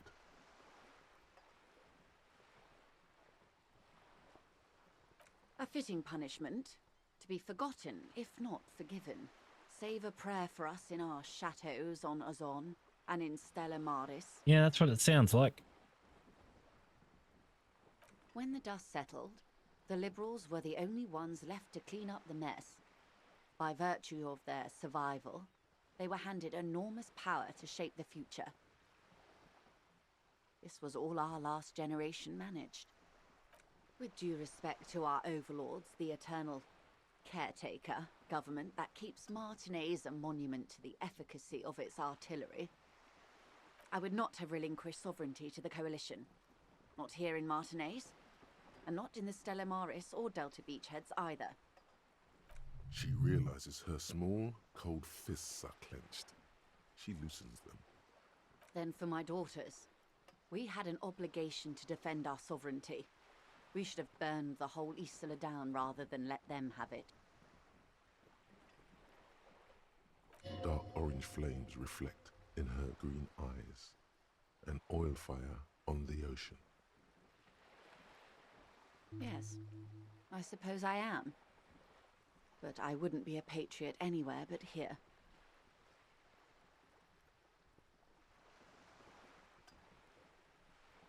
Seditious talk, man.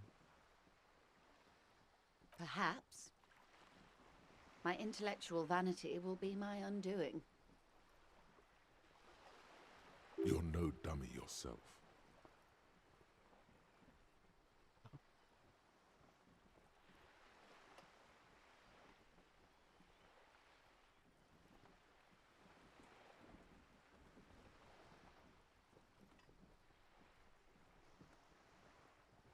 And the crown on your head as you lay in the casket. Yes. Whatever else I am, I'm also a mother and a wife. A bird? A sphenicid? A flightless bird of the polar regions?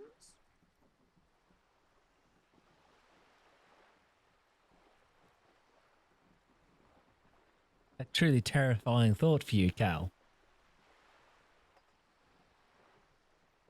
Some sort of krill hunter? No, wait. You're an ancient ruin. A symbol of hubris and decay. Half submerged in some salty sea.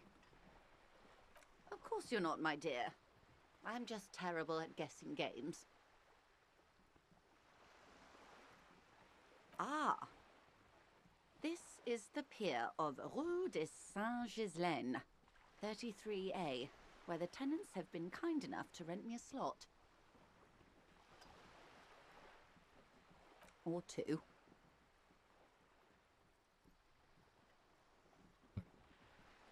A pre-revolutionary tenement. Old buildings are called tenements, you see. And new buildings, bâtiments. After les bâtiments nouveaux. But 33A and 33B are not nouveau. They're old. This one used to be 8 to 10 stories tall, a real high-rise by the standards of the last century. Built to mirror the skyscrapers across the bay in the Delta. That was before the war, of course. Mostly the urban middle class, I believe. This was once primo real estate, before the cannons lopped 4 or 5 stories off. Splat, splat. Wonderful. Yes, we appear to have an audience. Whoop! Your checkmate's going on. Dirty streams. Having a go. The girl in the old lady rags. Looks like a sullen and rebellious member of a teen infraculture. Real words, woman. Yes, you and I belong to the supraculture. We're common, the herd. The music on the radio, the food in the chain restaurant, those are all too popular for the girl in the old lady rags. She prefers a fantasy world, an infraculture with its own dress code and vernacular. It is an illusion, I'm afraid. There is no refuge from the supraculture.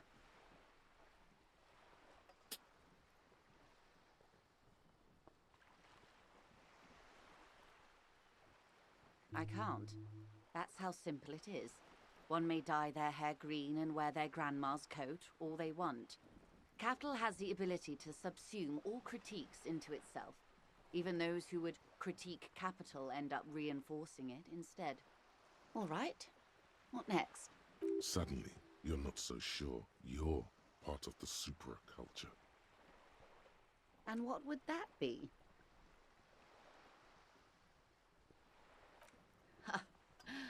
I can see that, yes. I dabbled in those dark arts myself, not so long ago. I assure you, it was a thoroughly supracultural phenomenon. All permeating. Downright mandatory. Nothing infra about disco, baby. Those days are long behind me.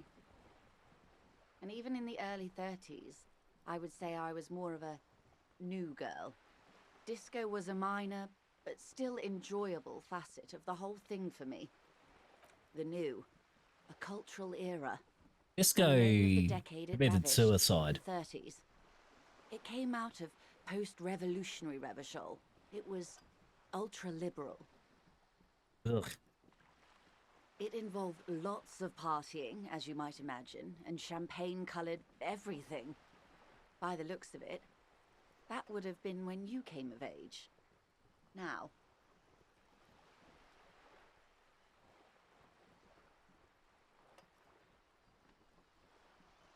In the end, they didn't have to do anything. It took care of itself.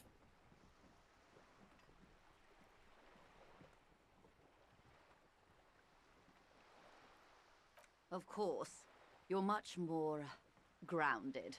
A serious detective on a case called Reality. Speaking of, is there anything else? Really? I am no close to doing either of them. Glad to have been of assistance. The little that I know. Is what you want to say, but it isn't that easy, is it? Look at that lady. Take a gander. Squint your eyes, bub. A well-kempt, yet tastefully short bob of dark hair. Despite the first hints of grey, she's elected to keep it au naturel, shaped into a permanent wave. Never actually watched Terminator, if I'm honest. Positively statuesque. While dull orange pearls hang from her earlobes, red from the cold. Her light green eyes scan you, full of knowledge and worry. Wealth and all its I've never watched Terminator. Never got around to it. These are the kind eyes of the rich man that seem to say everything is possible. Go nuts. Within reason. Now look at you. You misery-clad simian. Barely able to tie your own laces. Your armpits are lakes. A scythe of booze precedes you. Your hair sticks to your forehead and your underwear feels uncomfortable. You're poor. Poor as balls. You can't ask this person for money. You're too...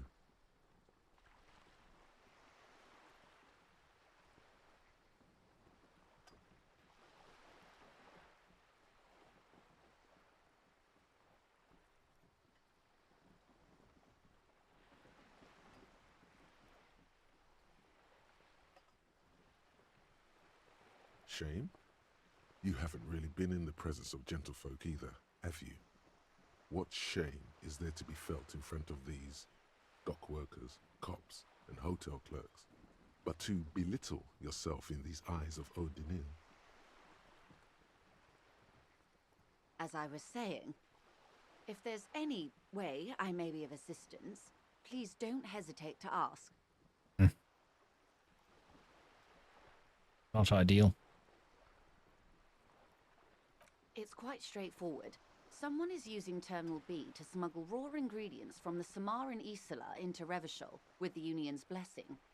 Wild Pines has suspected it for years. Ingredients for what, ma'am? Meth and dextroamphetamine, GBL, and various synthetic psychedelics. Honestly, it might be quicker to say what you can't make from the stuff. Interested in watching films, Shuffer?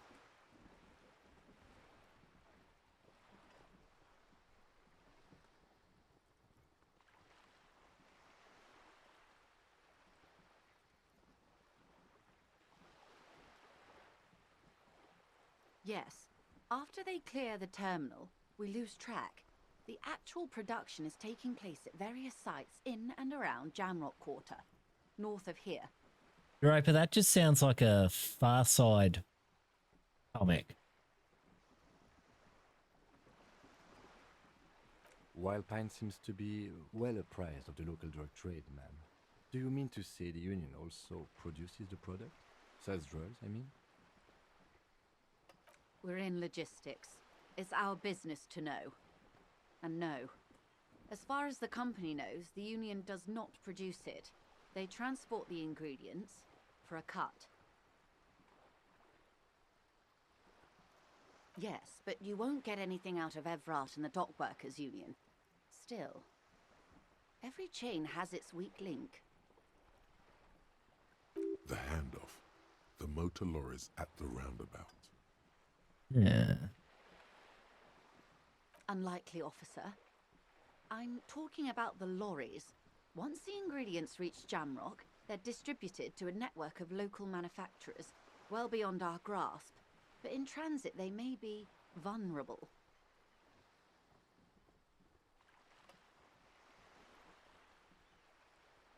Perhaps you've noticed that a number of lorries are tangled in a traffic jam at the roundabout just now. Interview the drivers who are still hanging about. One of them might be waiting for a crucial shipment. I'll be explicit. If you find this driver, I will share company secrets with you. Okay. Uncovering Union secrets could also give you an upper hand when dealing with them. Also, if it's cold, it's not worth drinking, is it?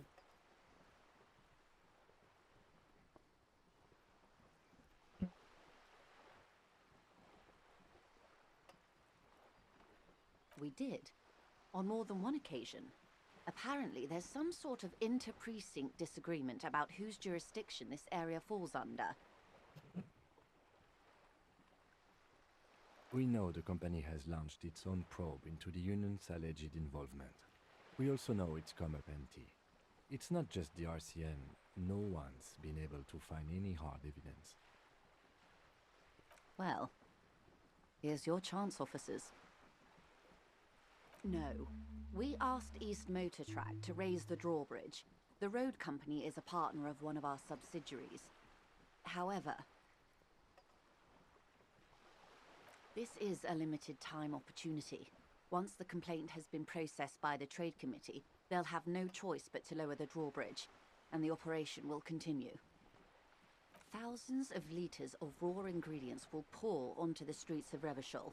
Not the east across the river, but the west. The vulnerable, the weary. Well, at least this solves one mystery. What is that, Lieutenant? Why I had to call East Motor Track and beg them to open a drawbridge for me. I'd wondered since I first drove in, on my motor carriage. I am Oh, sorry what? for the inconvenience, Lieutenant Kisaragi, but we need them trapped here. This is a unique opportunity. I'm sure you understand. Oh. What a useful feature that is from Twitch. How do you think they're financing this strike? There are thousands of unpaid dock workers going strong for the 4th month straight.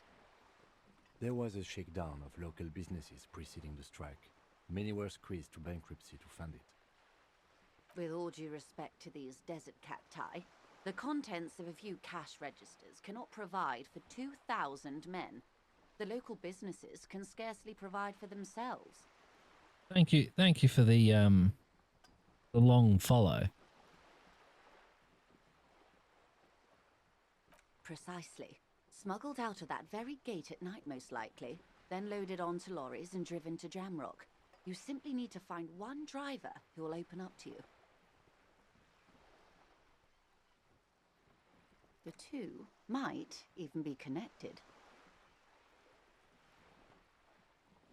Or not. Though, if you have evidence to the contrary, I'm eager to hear it. As eager as I am to share it, Lieutenant, once the job is done.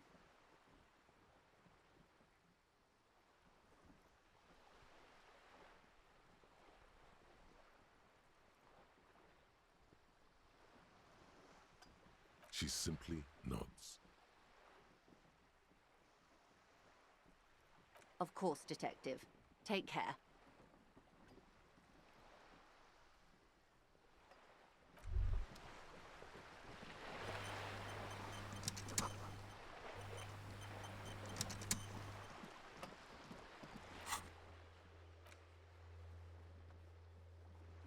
Eh.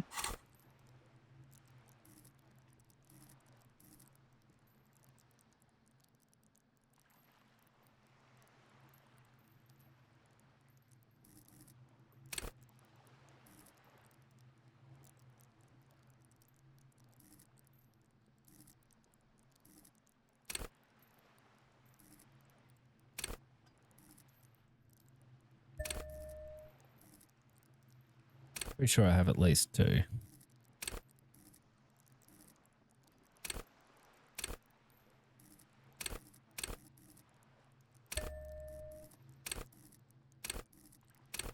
I had 2.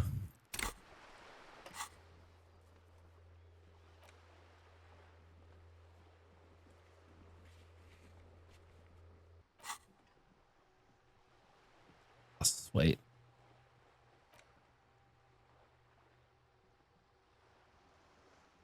Thanks for the invite, I guess.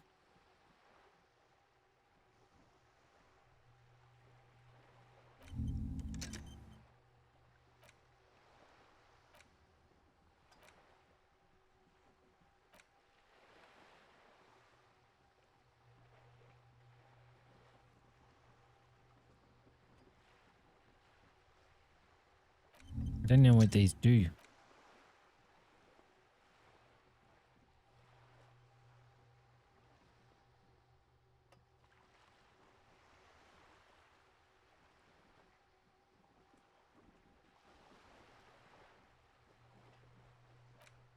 Thought I had.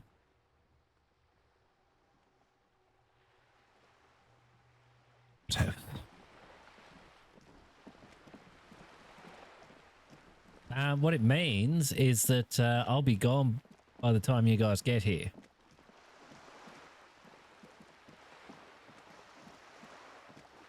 Yeah, no, the table will still be booked.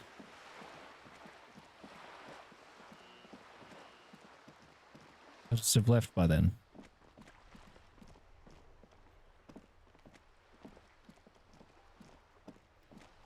their game.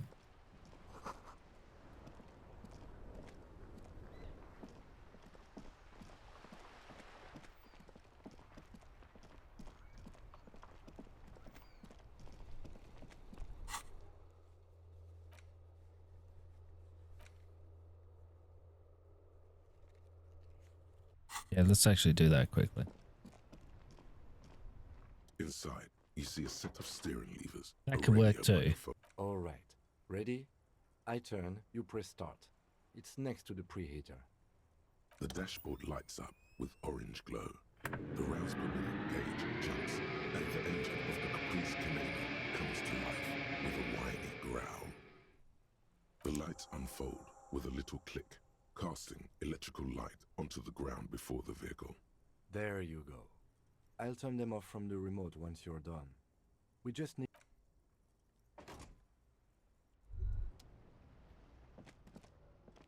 As you hold your ledger's clip under the headlamp, an iridescent hologram appears. A street grid and the veins of a great river. A familiar sensation washes over you. There she is. Revachol West. Around the borders of the watermark are dozens, no, hundreds of micro-perforations.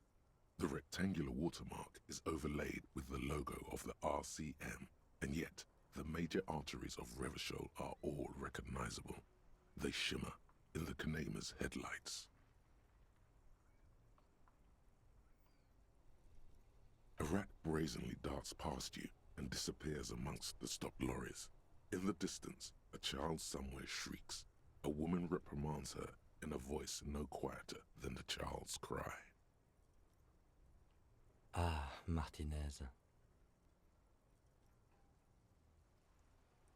Let me see. Right here. No, it does not. There are many of them, and they are divided into 3 separate rows. The first row has 18 dots. Not bad for what? You don't even know what it means yet. I am not entirely sure. To be honest, it gives me Dishonored vibes. The next is the longest. It runs all the way around the border, and then some.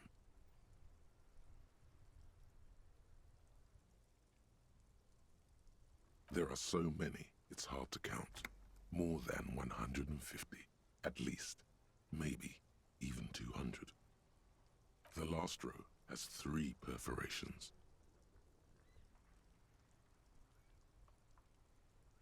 That's it. Those are perforations. They represent your record as an officer of the RCM. They are your statistics, as it were. I should have guessed you'd keep a record. Officers often do. Let's take a look. Alpha male officers who are proud of their numbers often do. It's meant. The first row represents your years of service. 18 years. Okay, not bad at all. What did you do before you volunteered?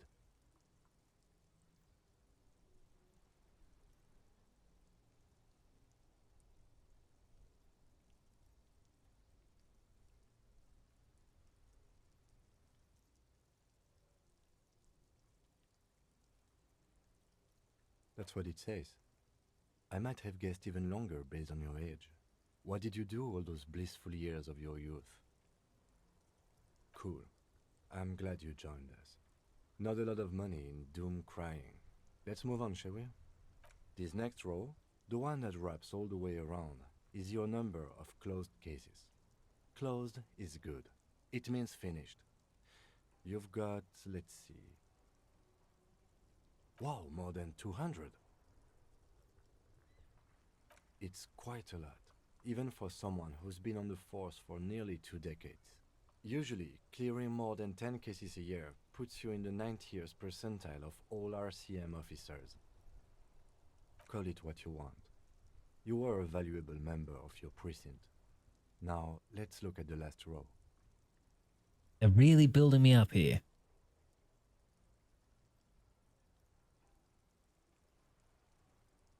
Yeah, look, I'm pretty sure at least there's various countries in the world could well be. Because the way things are in Australia versus the US or the UK is Those are your confirmed just completely different. You've got precisely 3 perforations there. For an RCM officer, especially Precinct 41, which is in the Jamrock quarter, it's rather tame. I mean that in a good way. I've no guarantee I am this person. There are certain officers who treat their kills like some kind of ghoulish game. If they do happen to solve a case, it's usually by accident. Yeah. But it seems as though you are, or at least were, one of the good ones. So we have that to be thankful for.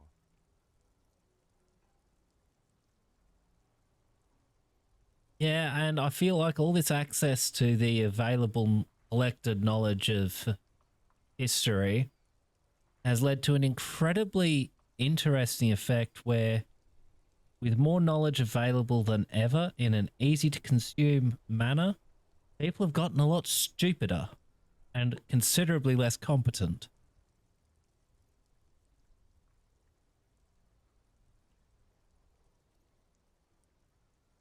Yes.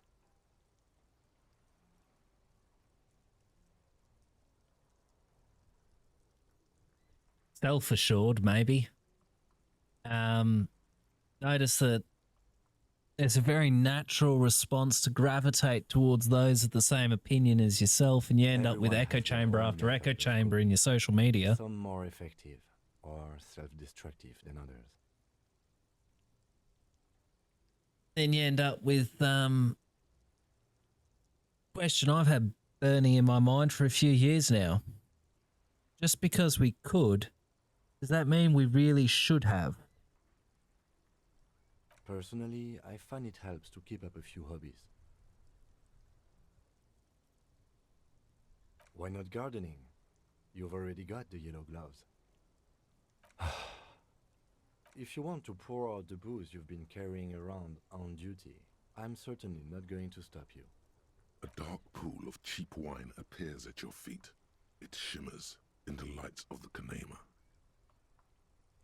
But if you did that, we'd never talk again. Honorably done. You have given up some of your own blood for theirs. Very noble of you. Are we done here?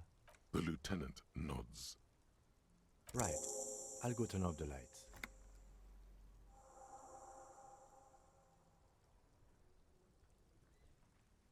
You can now see your statistics on your journal page, Oh, to the right goodness. of the task description.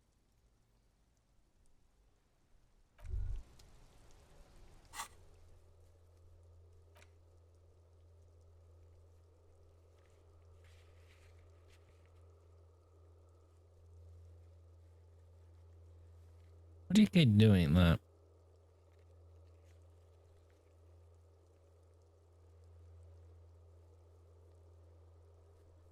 Yeah, I'll have like no chance of doing that.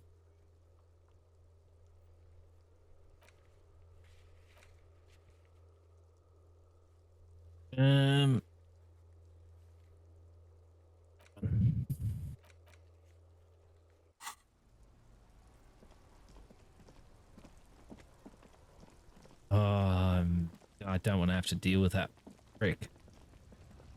Worse yet, I know people like that.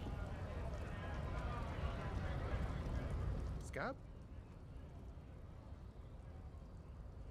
You're hazy on the notion of a scab. Smells like politics, though. Maybe it's got something to do with the flask he reaches for from time to time. It's a skinhead or something.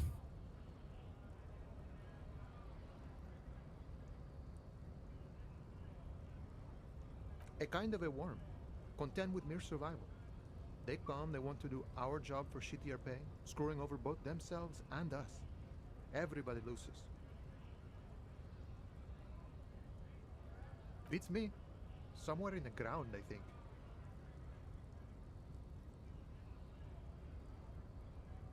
Gotta be bloody stupid or freaking evil to scab. Or I guess scared, maybe. But scared of what? Of who? Of whom? Personally, I'd rather beg than scab. If the gentleman shouting on the street came begging, maybe they'd have gotten something.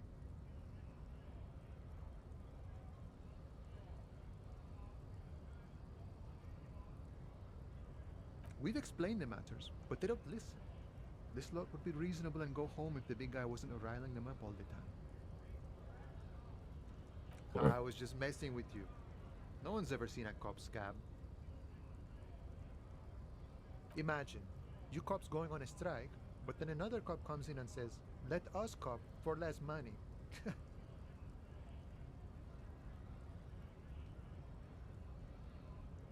Speaking of, what brings the RCM here, to the wild north?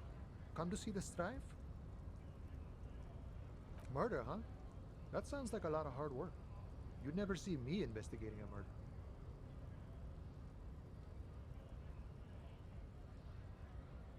That's okay.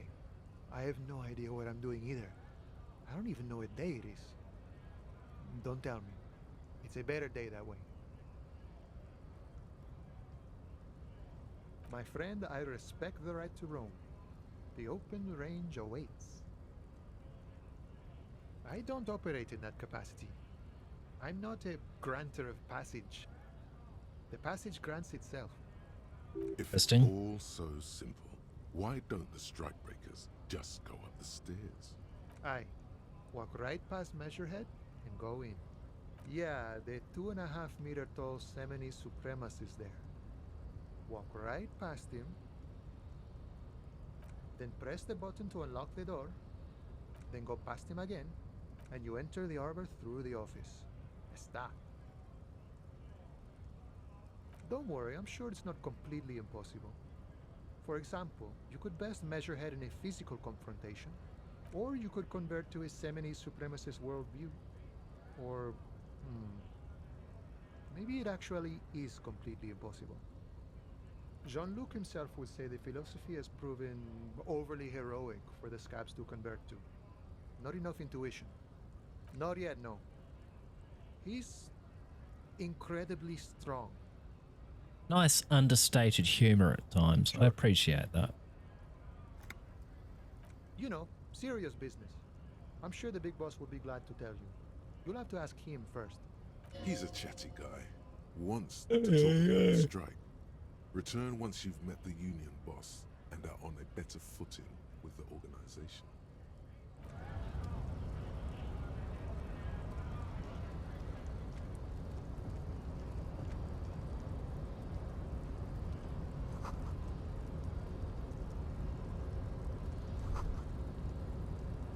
Fuck it.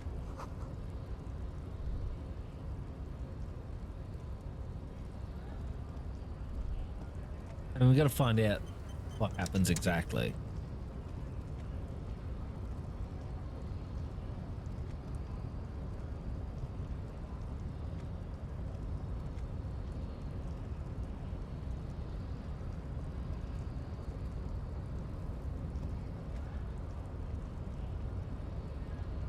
Your body betrays your degeneracy. Yeah, Measurehead. His body totally betrays his degeneracy.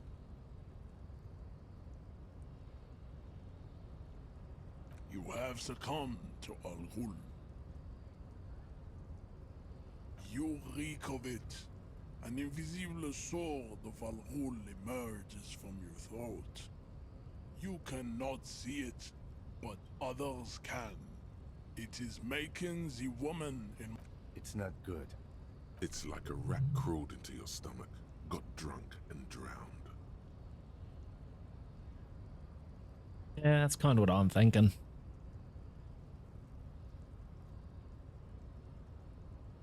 Your mouth moves, but the one who speaks is Al Ghul.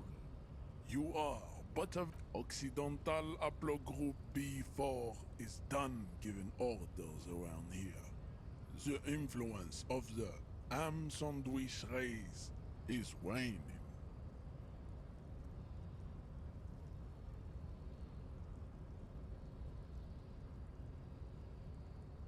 Begging for help, attempting to pass fear for cooperation, how far the Occidental Haplogroup has fallen.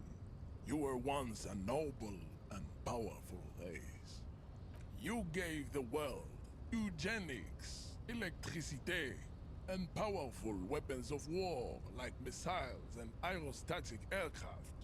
You made great gains in metallurgy, race theory, and statecraft.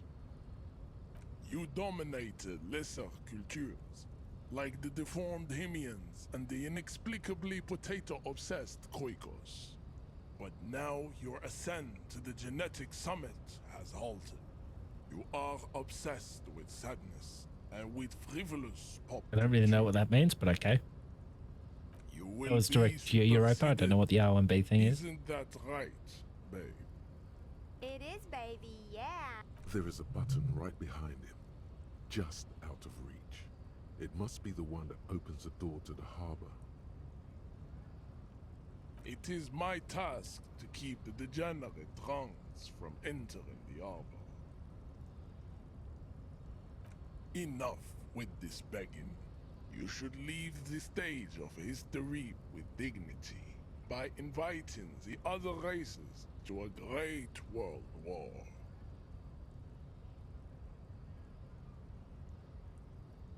Okay. Bring your troops to the Seminine Islands and to Boogie Street, and we will pulverize you. When you are gone, we will build a museum for you. The walls will be lined with bottles of Al Ghul, your beloved beverage.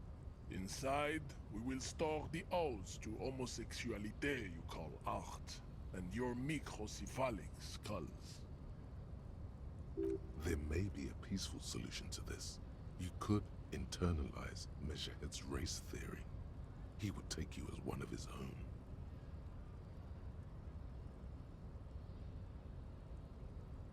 Yeah, playing it as well. What are you thinking of it so far? Okay.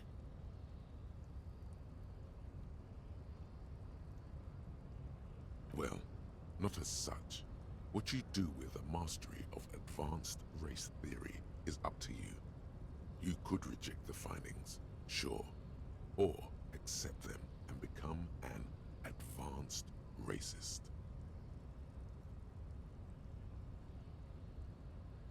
Kinda want to try it. Go ahead. Don't be shy. Just ask for basic sequence. What do you mind?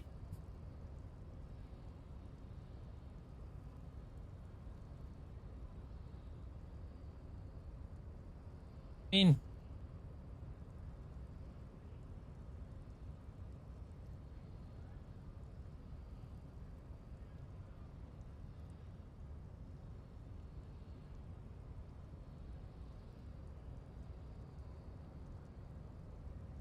What are you adding already? Give a shorty mate a follow, please. Friend to the channel. Has been a big help. Was playing Path of Exile 2. Sorry, let me just... Yeah, you gotta go with the racism option there, with a booty, I think that. Not sure where to put the emphasis. Or the emphasis, if you prefer.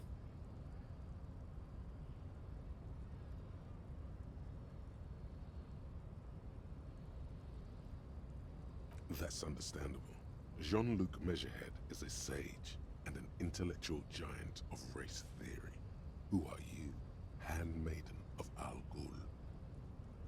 Racists are generally not very good examples of their race. Ah, sorry, spear. Fear of fear. Arts in Exile had nothing to do with it. He found spear. Not like them. I am craniometric perfection. I have taken the trouble to permanently draw a phrenologic grid on my skull and features. This should dispel any doubt.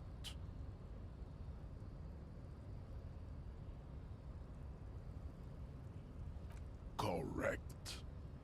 He does not so much as glance at the object. Stop showing me your pathetic cup. I have no interest in it. He had nothing to do with it. Don't be vulgar. White or not has got little to do with this. The race enigma runs much deeper than that. Mr. Clare is a man of vision and means. He has the will to confront polycultural capital. Something your race, naivistic communists, never did. Also, to serve is noble.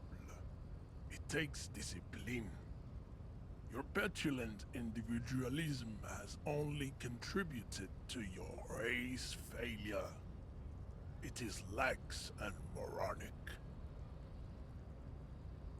Jam. Individualism. You have gotten these ideas from degenerate youth culture, have you not? You have picked them up from rock and roll songs? Offshoots of the Seminoles people invented disco while having sex under the influence of cocaine. It is a shame upon my race. But what is done is done. I am not surprised you enjoy it so much. This has happened to many of the side products of the inevitable cultural victory of this. I can see that. The Seminoles are the South Island race. Haplogroup A4A. The rightful masters of the Insulindian archipelago.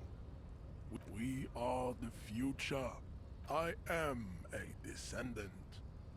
The narrow streets of Ulimbuir are with me in my genetic dreams. I see young Seminoles women walk into the gray mass on. No. I have heard about it on the radio. I'm from Couronne. And no, it is not just in Revachol. The city is central to the Simony strategy. You have heard He's learned to enough speak more quickly. about our phylogenetic secrets for today. You have extinction to come to terms with. And I don't think anything about this. We are wasting our time. Your pedomorphic friend is right. You should leave here with your tail between your legs. Contemplate. I really want to see how badly this goes. Since I last saw you, you have really let yourself go. How did this happen? Your little fist is in his giant hand, and he's squeezing it. It hurts. You must be out of your mind, degenerate drunk. Say it. I am a degenerate alcoholic. Your fist cracks in his hand like a ripe apple. Pain shoots up into your brain as he's twisting it more. I did notice that. The words to the song have changed. Say, I am a violent drunk.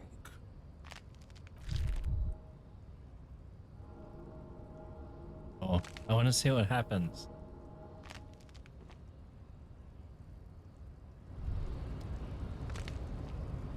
You feel something in your chest, an unnatural pressure. It's spreading to your left arm, your jaw. Very, very bad.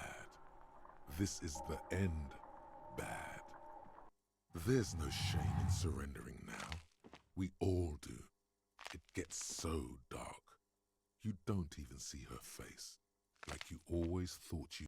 Cop suffers final heart attack. A detective lieutenant of the RCM passed away yesterday. His death, though abrupt, did not come as a surprise to those who knew him. He was the heaviest drinker I'd ever met. Captain Ptolemy Price, the deceased. I mean, I kind of had to do that. Well, it was a heart attack. It's a pretty solid name.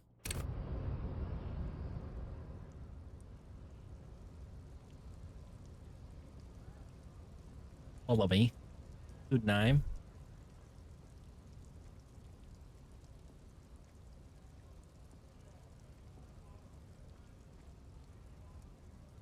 Yeah. All right. Thank you.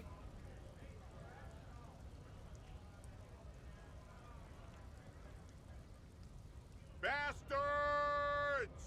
We have a right to work! Hold up and stay frosty, everyone. Cops are here. You here to fuck with us? Beat the honest worker down. We're here to fight for a cause. Stripes usually have problems with people who have causes. Good. We're fighting for a cause here. Right to... Besides, we're not that different. Maybe you should ask them the questions, like why we're not allowed to make a living here. We have families to feed, you piece of shit. So do we, Scab. Honest men and women with rights to work, to be useful, not toys for corporate interests. We came here to help the harbor run smoothly in time of crisis. If union fucks don't want work, they ought to let in those who do want. I have a question. Why do all these men follow your leadership? You think they follow because I'm big and loud? No. They follow the rules of the market, the rules of the economy, because they were given a job to do! Not before you get in there and get your ass whooped. Learn by failure, I always say. He might have some advice, but you got to at least try to fight Measurehead first. Return if you fail. I need a mallet or a sledgehammer.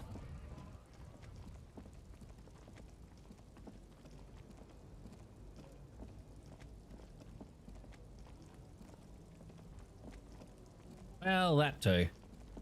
There's one supposedly somewhere, but could be literally anywhere.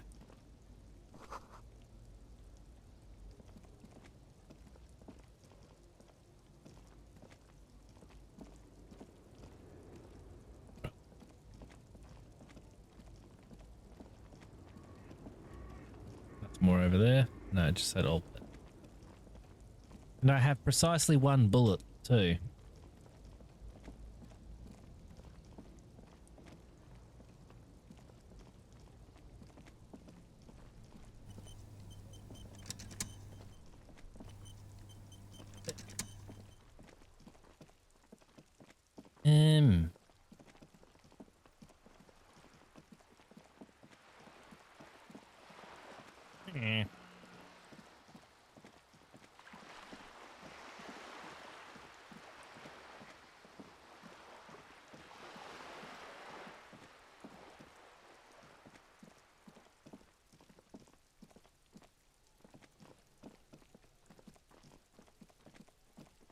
I still haven't worked out how to get that body down, have I? Guess I could get into here or something. Anyway, staying on track. Where was I going? I wasn't going into there yet.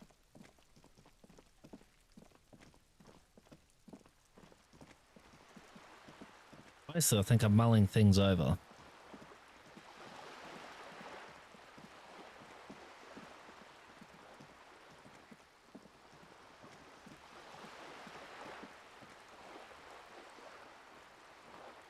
Hey. Don't know what his problem is.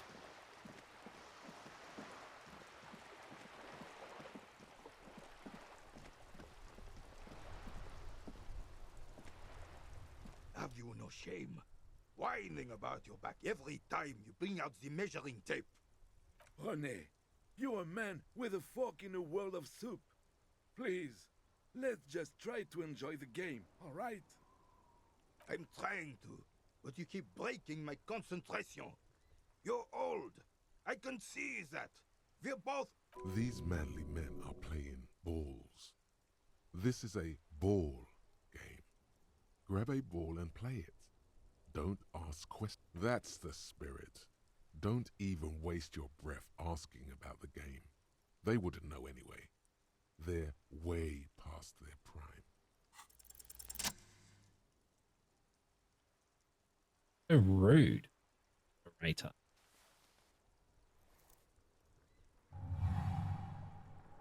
You are immediately surprised by the ball's lack of weight. No matter, you'll make it work. God, this is right. You feel the familiar tremble of excitement and adrenaline that precedes every victory. The cold metal ball is surprisingly smooth against your neck. It has a pattern on it, probably a sponsored ball. Yours would only be covered with bumps of learning and scars of victory. Already your muscles are adjusting to the weight, the nervous system calibrating, until you and the ball have merged into a single entity. The man ball is ready. A chilly breeze ruffles your hair as you stand there, feet firmly planted. All sounds, smells, even the wind, everything fades until the only thing left is the union of man and ball. An embodiment of pure motion, a fine-tuned locomotor running at maximum efficiency.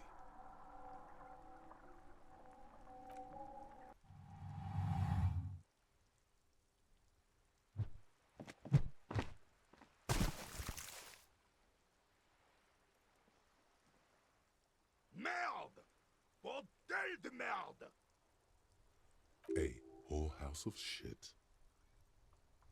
It wasn't whorehouse of shit. The shot was at least 23 meters, probably 24, and then some. Nothing to be embarrassed about. What the hell is your problem? I don't care if you are a cop. You do not just ruin someone's game. It's so goddamn disrespectful. You vandalized our game, son. We can't play pétanque with 5 bull.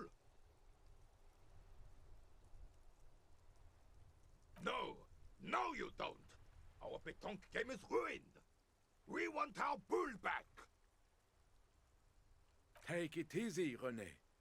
This is just a misunderstanding, isn't it, officer? No harm done. Of course there's harm done, you orange slug. You owe us a goddamn bull. Good. Mistakes are forgiven when men at least try to right their wrongs. I believe you will try. Yes. Why did you come here? It's unlikely they know anything about the murder. You never know. He might know something. This is a good vantage point. Unfortunately, I don't. Unlike most of the locals, I have no qualms about assisting law enforcement.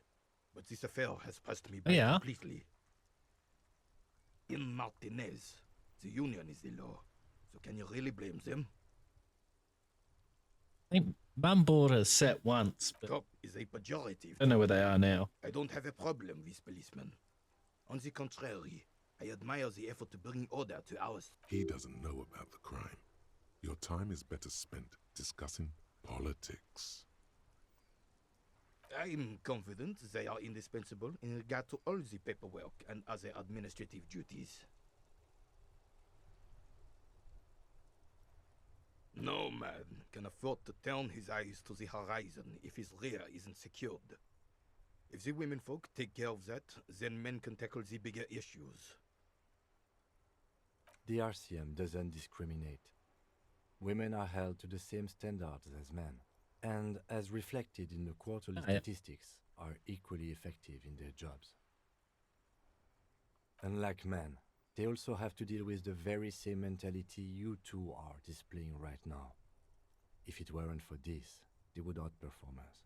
I'm glad at least some people keep a level head in these turbulent times.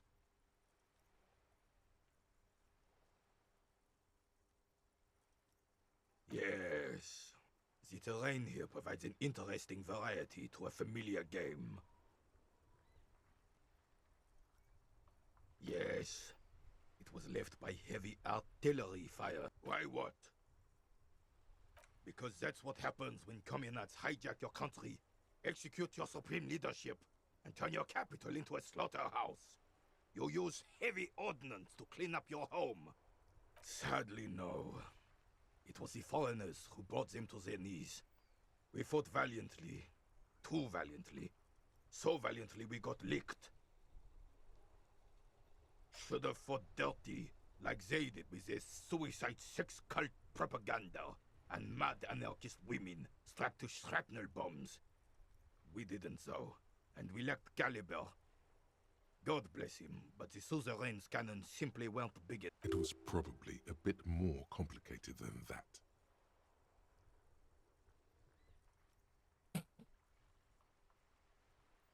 This place is a damn beachhead, son.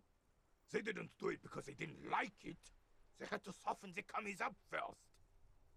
Yes, the military coordinated amphibious landing to take back Revachol.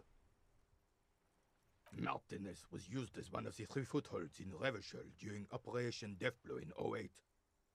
The other 2 are off in Stella Maris and the Delta.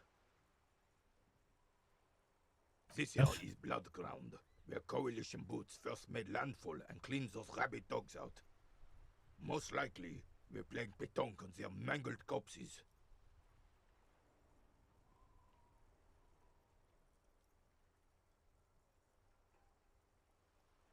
Blood ground. You got old René going there. Like he isn't hungry enough already.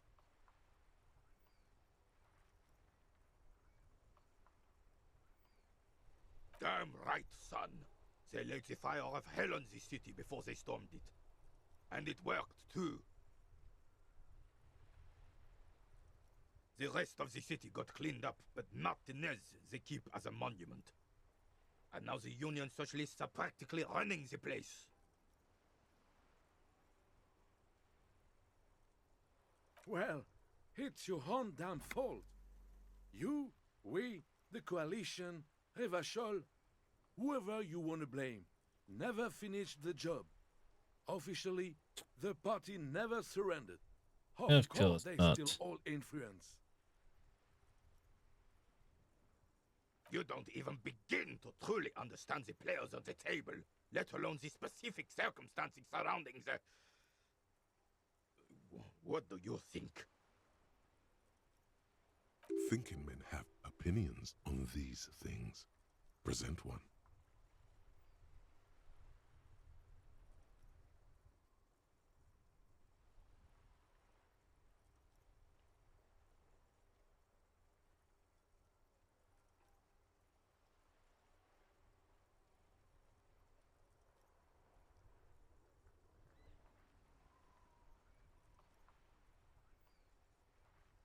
I'm sorry it had to be them. After 8 years of fighting those hyenas, boiling cats for food and drinking piss in the mountains,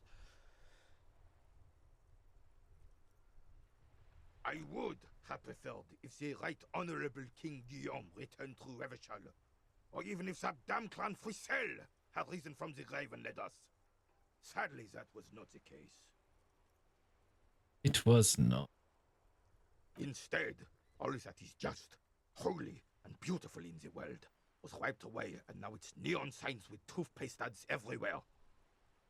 Foreign influence peddling garbage and stupid music on the radio. This is just what the commies wanted. This was their plan all along.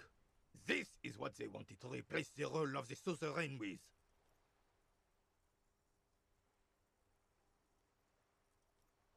Damn Frissel.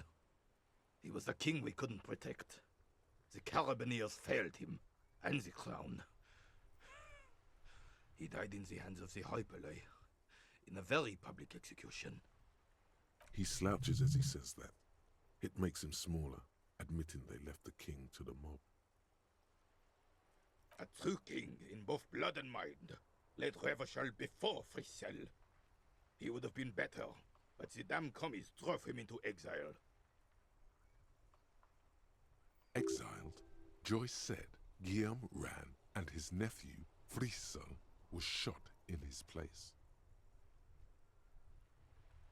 This is communard propaganda. Guillaume would never do something like that. He is Le Lion. It doesn't. That was 100 years ago. Ain't got nothing to do with anything. This was Reign as a king. Has everyone forgotten already? They forgotten already. It's no use talking to you. You were still in Daddy's balls when it happened. When we took our last stand against the Filth and rode the cavalry straight into gunfire. Ah, yes! King Philip III on his steed. A reminder of what Revachol once was. Oh, absolutely. At the mercy of a cocaine-snorting tyrant who emptied the treasury so he could sleep on a bed of gold.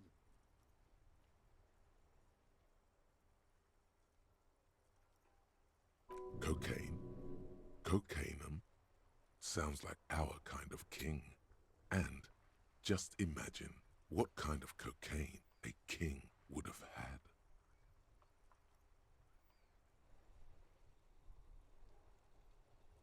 A superpower, feared and respected. A testament to what this country can be under the leadership of a true king. Someone who knows how to rule. Decisively, without fear of offending the sensibilities of the frail and weak-minded among his subjects. This is something the insurgents never understood.